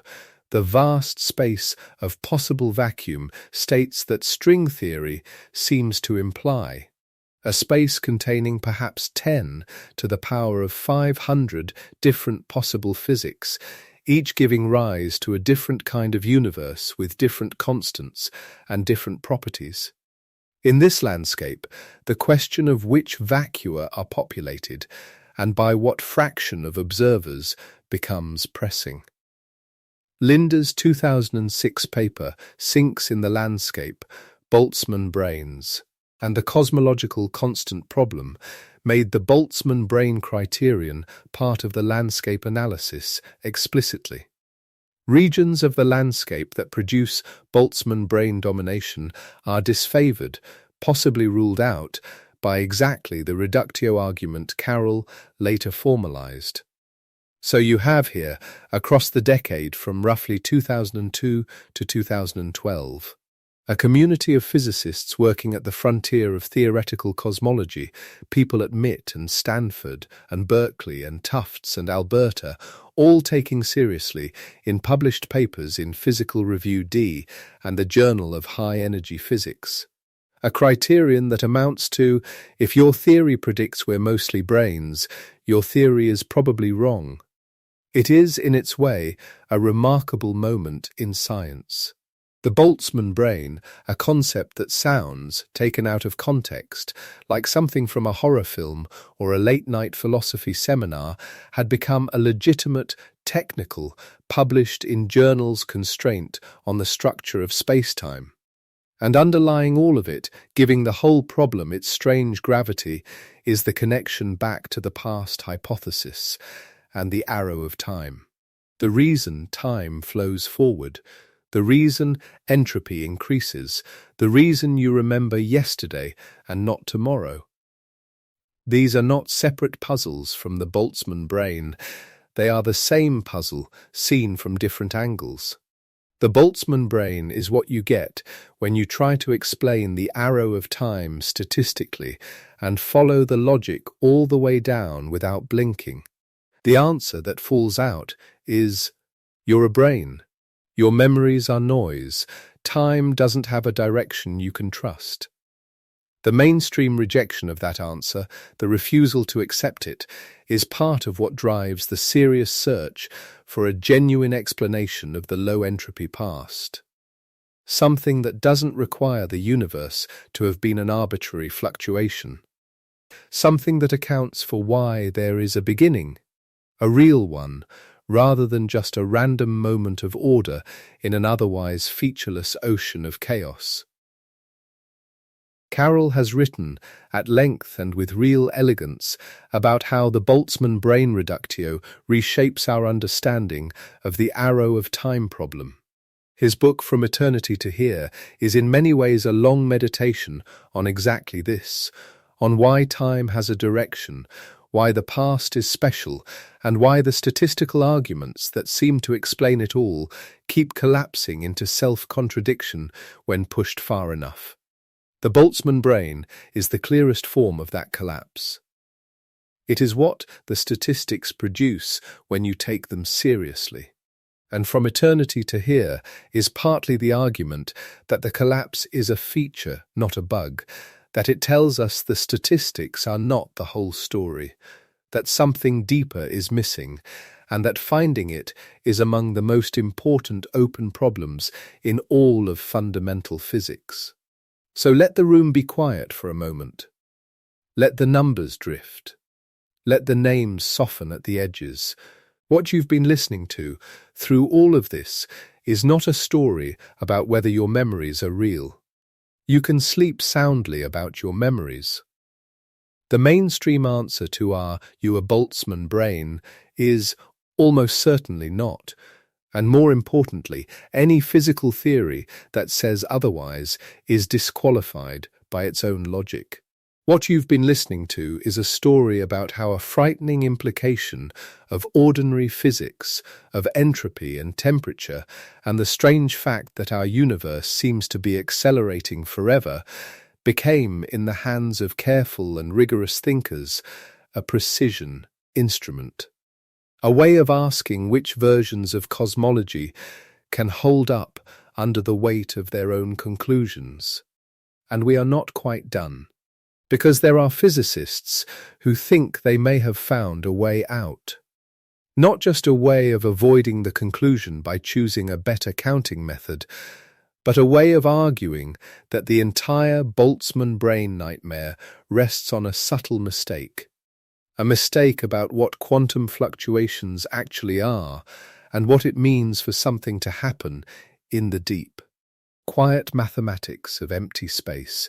That is where the story goes next, into the quantum, into the question of whether empty space, truly left alone, not observed, not measured, not disturbed, does anything at all, into whether silence, at the deepest level of physical law, might be the answer we were looking for.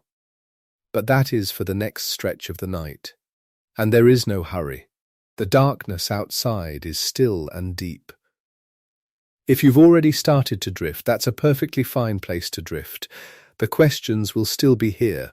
The universe will still be asking them, quietly, in the background, the way it always has. Stay with me just a little longer, if you can. We're almost somewhere. So, the quantum. Let's go there slowly. Don and Kimberly and Sean walked into the problem from a direction nobody had thought to try. Not from counting, not from measures or cut-offs or the geometry of inflation. They walked in from a much more fundamental question, the kind of question that sounds almost too basic to be worth asking. They asked, in empty space, when nothing is disturbing it, when no measurement is being made and no interaction is happening, does anything actually fluctuate? The instinctive answer is yes. Of course it does. Quantum mechanics tells us that even a vacuum seethes with uncertainty, that particles pop in and out of existence, that fields shimmer and twitch even when no one is looking. You've probably heard this before. The Casimir effect, two uncharged metal plates set very close together in a vacuum, pushed together by something, by what seems like the pressure of virtual particles existing in the gap. The vacuum isn't empty. It's busy. It hums.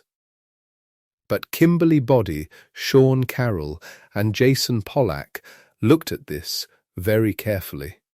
And what they found, or argued, was that the picture most people carry in their heads, a vacuum that is constantly fizzing, throwing up fluctuations at random, like a pot of water sitting on a burner, that picture is not quite right. Or more precisely, it applies to some situations and not to others, and the difference matters enormously. Here's the distinction. When a quantum system is evolving, when it's being measured, when it's interacting with other things, when it's in a state that's shifting through time, then yes, fluctuations happen. Decoherence happens. The quantum fuzziness resolves into one definite thing rather than another. That's what we observe. That's the fizz. But those fluctuations require a system that is doing something, that is, in interaction, that has what physicists call a dynamical environment. The Casimir effect, for instance, comes from the way the metal plates interact with the vacuum, not from the vacuum all by itself in isolation. Now, what about a truly stationary quantum state? What about a de Sitter vacuum that has reached its deepest equilibrium, sitting in the lowest possible configuration, undisturbed, utterly alone, what mathematicians call an energy eigenstate? Does that state fluctuate? Boddy and Carroll and Pollack said no. Not in the way the Boltzmann brain argument requires. In their 2016 paper, De Sitter Space Without Dynamical Quantum Fluctuations, they argued that in a genuinely stationary state, there is no evolution. There is no before and after.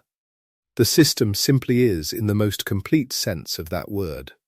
It doesn't decohere because there's nothing to interact with.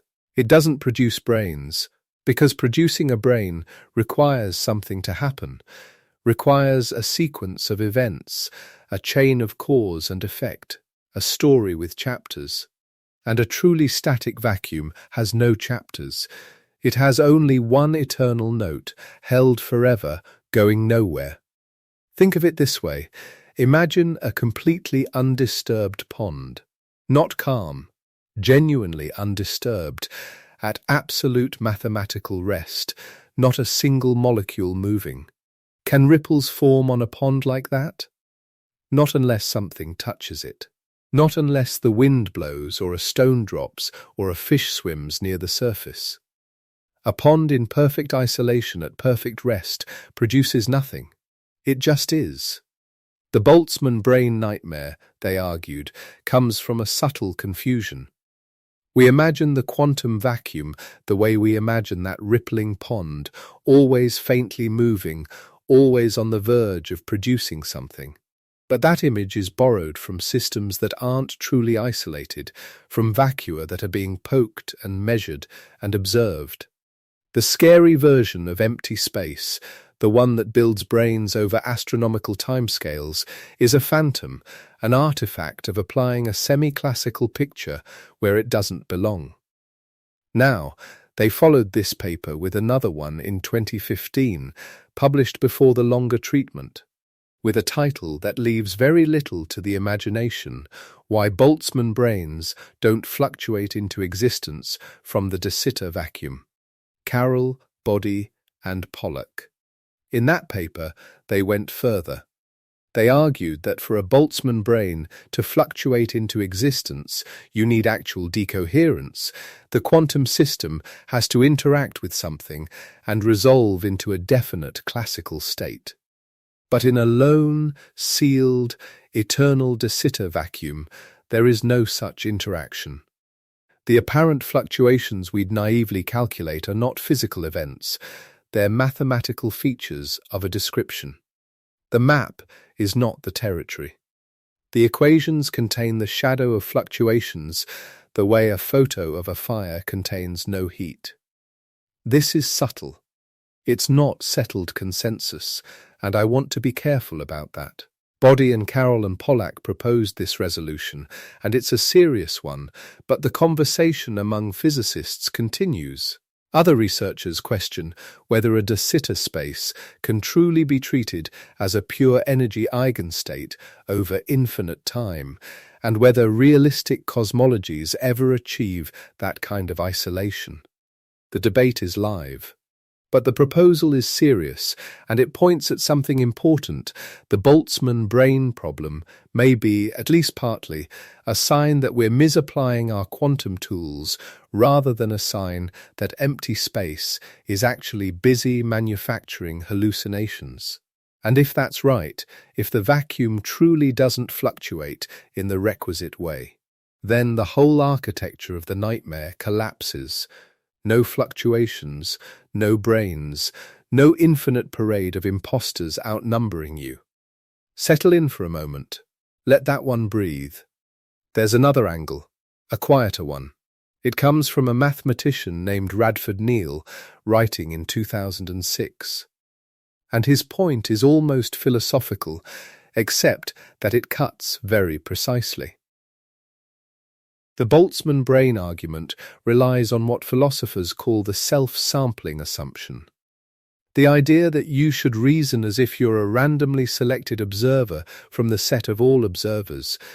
It's a form of typicality. If most observers are Boltzmann brains, then, by that assumption, you probably are too. But Neil asked, which self? How specific are you when you're sampling?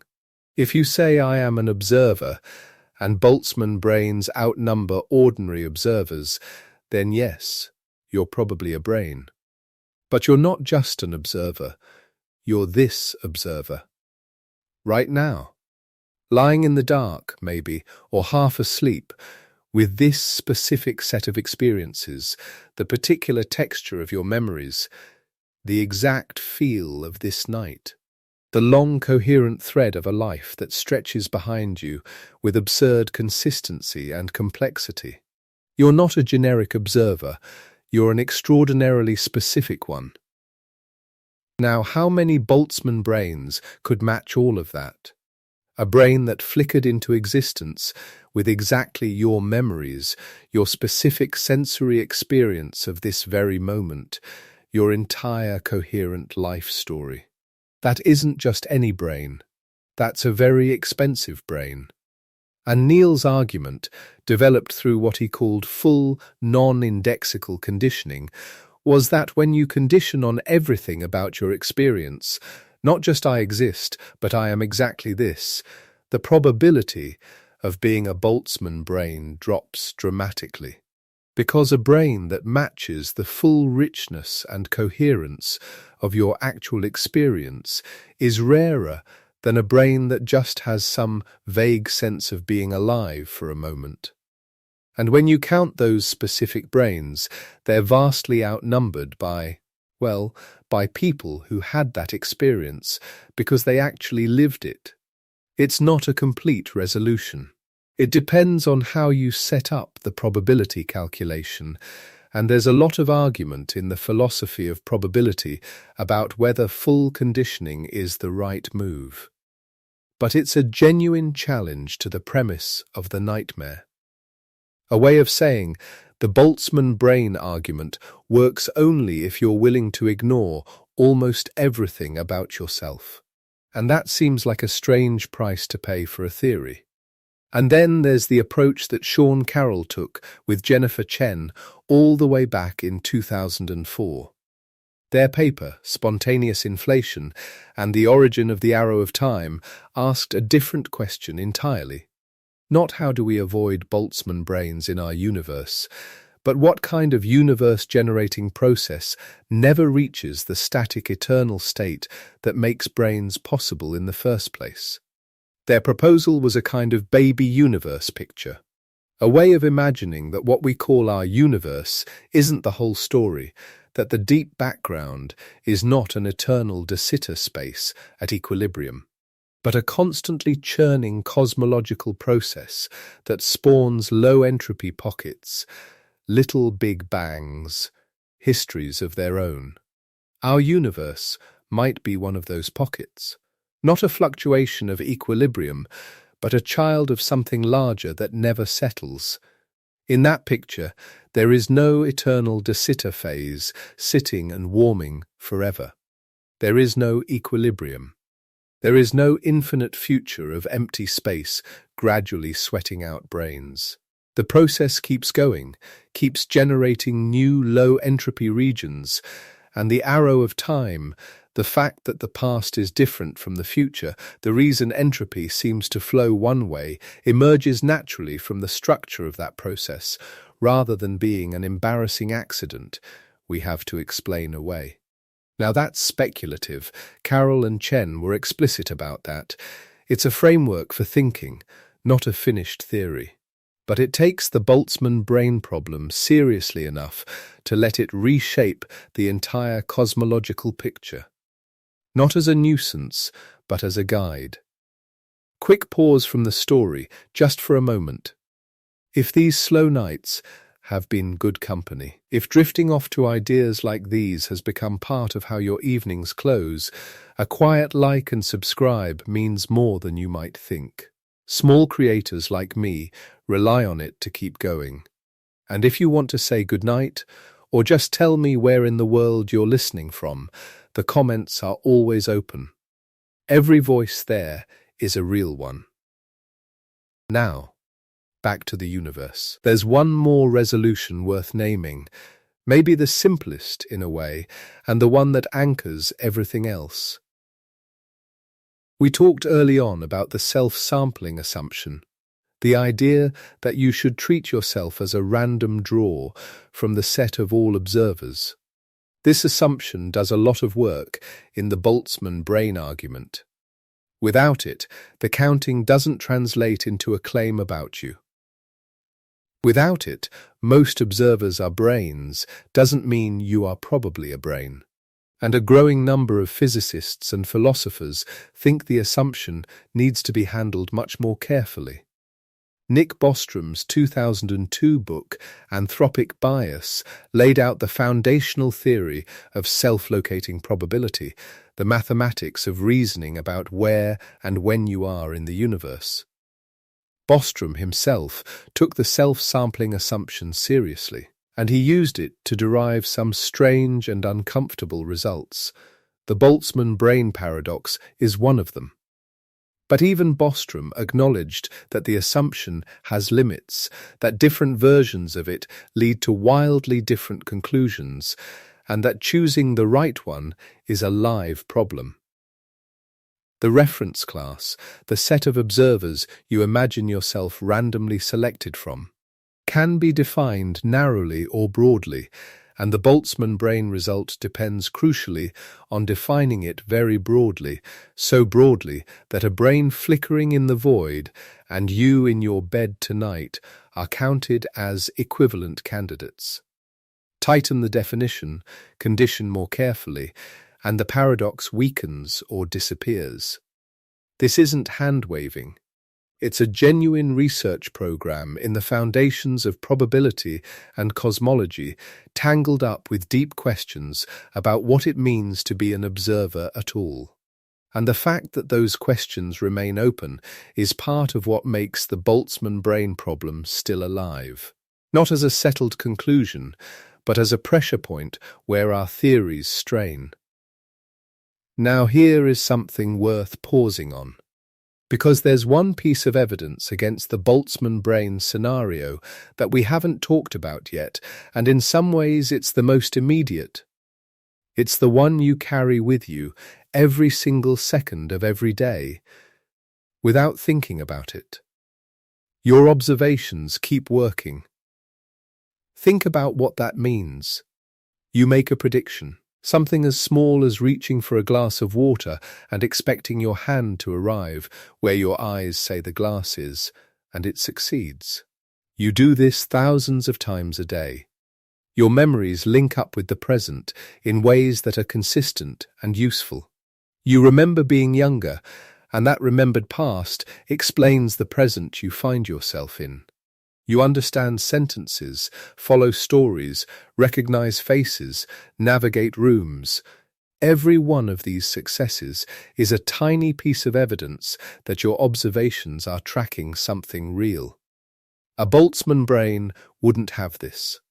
A brain flickering out of the void would carry apparent memories, yes, but those memories would be a random arrangement of atoms that merely happen to resemble coherent recollections.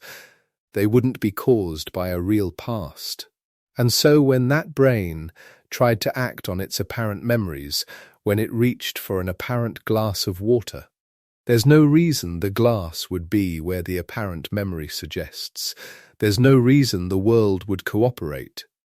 Because there is no world, just the brain, alone, in the void, about to dissolve. The fact that your predictions keep working, that the ordered, lawful world keeps showing up exactly where physics says it should be, is evidence. It's not proof. A sufficiently elaborate Boltzmann brain could, in principle, hallucinate consistent confirmations for a few moments before dissolving.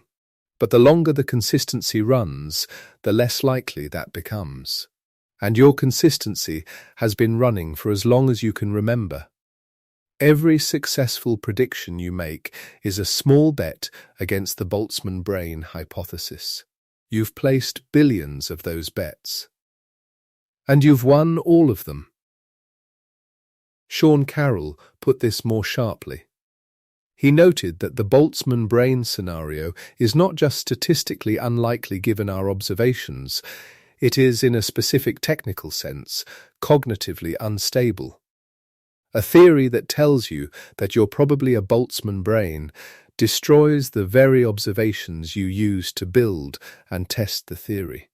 The Nobel Prize data for dark energy, the papers by Dyson and Kelvin and Susskind, the thermodynamic reasoning that traces back to Ludwig Boltzmann himself, all of that was built from observations and experiments and chains of reasoning that presuppose memories and instruments and physical laws that work. If the theory concludes those memories are fake, the theory has eaten its own foundations. The diagnosis is a self-defeating prophecy. And so the empirical argument against the Boltzmann brain scenario isn't quite the same as disproving it. It's more subtle than that. It's saying, even if we can't rule it out from the outside, the scenario undermines itself from the inside. A consistent, working, evidence-respecting physical theory cannot conclude that evidence doesn't work. Something in the chain of reasoning must have gone wrong. That is the message physicists have taken from it. Not the Boltzmann brain scenario is true, and we're all hallucinating. Not the Boltzmann brain scenario is trivially false, and we needn't think about it. But something harder and more honest. The scenario shows us that our current cosmology, in certain regimes, makes predictions that a self-consistent physical theory cannot accept. And that means we're missing something. Something real, something structural, something about how the universe's history got started, or how time works, or what counts as a genuine physical process. Let's talk about time for a moment. Just gently. Because the Boltzmann brain problem is, in the end, a problem about time's direction. And that connection is worth naming before we close. You live in a universe where the past and the future feel completely different. The past is fixed, remembered, gone. The future is open, uncertain, unwritten. You age in one direction. Heat flows from hot to cold and not the other way. Eggs break, but don't unbreak. This asymmetry, the arrow of time, physicists call it, is one of the deepest features of the universe we live in. And the strange thing is that the fundamental laws of physics are, with very few exceptions, symmetric in time. The equations that govern particles and fields work just as well run forward as run backward. There's nothing in those equations that says time has to have a direction. The asymmetry comes from somewhere else. It comes from the fact that the early universe was in an extraordinarily low entropy state, an extraordinarily ordered, improbable beginning, and entropy has been increasing ever since as that initial order spreads out and diffuses. But why was the early universe so ordered? Why did it start in that extraordinarily special condition? So special that Roger Penrose put the probability at 1 part in 10 to the power of 10 to the power of 123. The Boltzmann fluctuation idea was, historically, an attempt to answer that question. Maybe the universe started ordered because it was a fluctuation out of a long-running eternal chaos, a rare bubble of tidiness in an otherwise uniform fog of maximum entropy. A random dip, a coincidence. Our particular patch of cosmos just happened to be born neat. And the Boltzmann brain reductio demolished that answer. Because if the universe's order is a fluctuation, it would be a smaller fluctuation, a brain.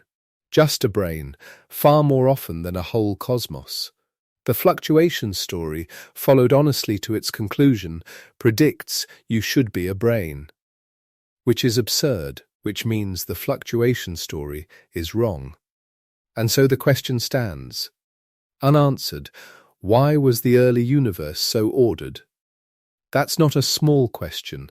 It's one of the central open problems in cosmology. The proposals on the table, Carroll and Chen's spontaneous inflation, various versions of quantum cosmology, approaches to the wave function of the universe, all circle this same crater. All trying to understand why there was ever a beginning that looked the way ours did.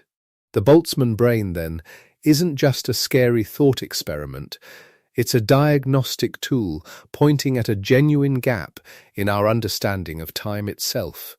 Every time it appears, every time a cosmological model implies that ordinary observers are outnumbered, it's waving at that gap, saying, here. This is where something is missing. This is where the story we're telling about time doesn't yet close. And physicists, at least the careful ones, are listening. David Albert, a philosopher of physics at Columbia University, put it this way in his 2000 book Time and Chance. The low entropy of the past, what he called the past hypothesis. The bare fact that the universe began in an extraordinarily ordered state is not explained by our current physical theories. It's assumed. It's posited as a boundary condition, the way you might say, here is where the story begins, and the beginning happened to look like this.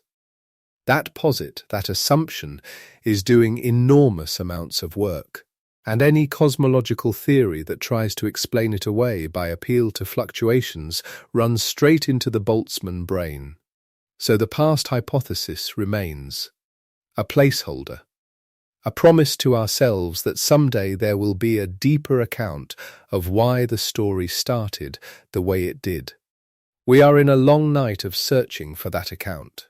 And now, having come this far together, through Boltzmann in Vienna, through Eddington's chill arithmetic, through the Nobel Prize news of 1998, through Dyson and Kelvin and Susskind, through Carroll's cognitive self-destruct argument, through Page's quietly terrifying timescale logic, through the measure problem and its battles between cut-offs and causal patches, through Body and Carroll and Pollock, listening to the silence of a truly stationary vacuum. Now let's take a step back. All the way back. You are lying somewhere tonight. Maybe in a bed you know very well, the particular give of the mattress, the angle of light from a street lamp or a crack in the curtain. Maybe on a couch. Maybe somewhere else entirely, headphones on or earbuds in, the sound of a voice coming to you through the air or through wire or through whatever miracle of engineering makes that possible. You have a body made of roughly 37 trillion cells, each one running its own small economy of chemical reactions, each one descended from a single fertilized cell that divided and somehow became you. You have a nervous system that converts the physical world into experience, light into sight, pressure into touch, vibration into sound. You have memories reaching back into a childhood you can still sometimes feel in a particular smell or a quality of afternoon light. You are, by any reasonable accounting, extraordinarily improbable. Not just statistically, the way any specific arrangement of atoms is statistically unlikely, but architecturally improbable, built by a process of unimaginable complexity and duration. Nested inside a universe that has been quietly running its laws for nearly 14 billion years, just to produce the conditions in which something like you could emerge and lie here tonight, listening to someone talk about entropy. And that improbability, that astonishing fact that you exist as a coherent, experiencing, remembering, predicting, wrong sometimes, and right mostly creature, that is. In the language of this whole discussion, evidence that the story behind you is real, that the memories linking you to your past are not random static, that the universe keeping you company tonight is not a hallucination you're about to dissolve out of. The Boltzmann brain scenario is not a message that your life is a dream. It never was. It is, if anything, a message in the other direction that the framework we use to think about time and probability and cosmology is still incomplete, still missing an ingredient we haven't named yet, and that the project of finding that ingredient, of understanding why the universe was born so ordered, why time has a direction, why there is something rather than the featureless fizz of maximum entropy, that project is one of the most alive things happening in physics right now. Real people, real careers, real chalkboards and papers and arguments over coffee at universities in Cambridge and Stanford and Princeton and Edmonton. Working on it. You are in a strange way sitting at the edge of that. Not as a passive listener to old history, but as a contemporary of the people asking the question. Guth is still writing and giving lectures. Carroll is still arguing about quantum fluctuations and Boltzmann brains and the arrow of time. Busso and Vilenkin and their students are still working through the measure problem. The 2010 paper by De Simone and Guth and Lind and their collaborators was not the end of the conversation. It was a moment in it. And the question they're all circling, why does time flow? Why was the past different? How does any of this get started? That question doesn't end tonight. It keeps going. It will still be there in the morning, which is, somehow, a very comfortable thought to fall asleep to.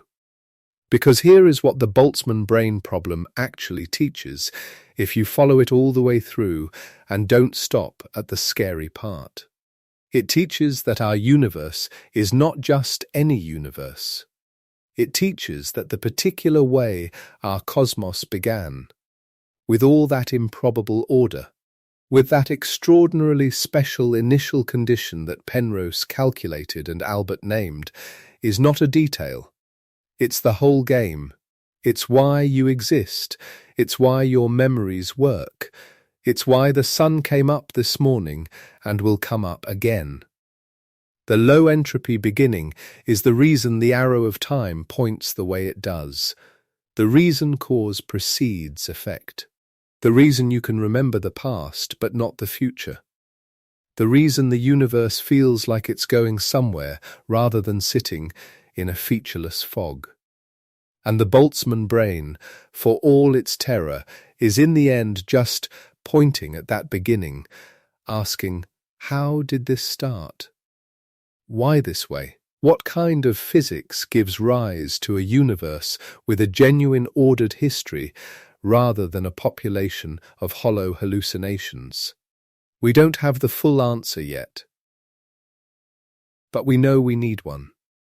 And knowing you need something is the first honest step toward finding it. Wherever you are right now, whatever corner of the planet is dark at this hour, whatever time it is in your part of the night, the same cosmos that stumped Boltzmann and surprised Eddington and frightened Dyson and Kelvin and Susskind and occupied the waking hours of Carroll and Page and Body and Pollock is right outside your window, or above your ceiling, or simply everywhere, in every direction, in the matter of the walls and the air and the electrical signals moving through the nerves in your hands. You are not separate from it. You are made of it. The same atoms that make up the cold reaches of space between galaxies are in you, rearranged by billions of years of physics and chemistry and biology into something that can ask the question, are my memories real? And the fact that you can ask it, that the universe produced, through all that time, something capable of that kind of self-doubt, is one of the strangest and most quietly beautiful things I know. The question doesn't have a comfortable answer yet. But you don't need a comfortable answer to sleep. You need only the knowledge that the people working on it are serious and careful and honest about what they don't know. That the Boltzmann brain is not a threat they've dismissed, but a tool they've picked up. That the strangeness of the cosmos is not a reason for anxiety, but a sign that there is more to understand, and that more to understand is, in the long run, a gift.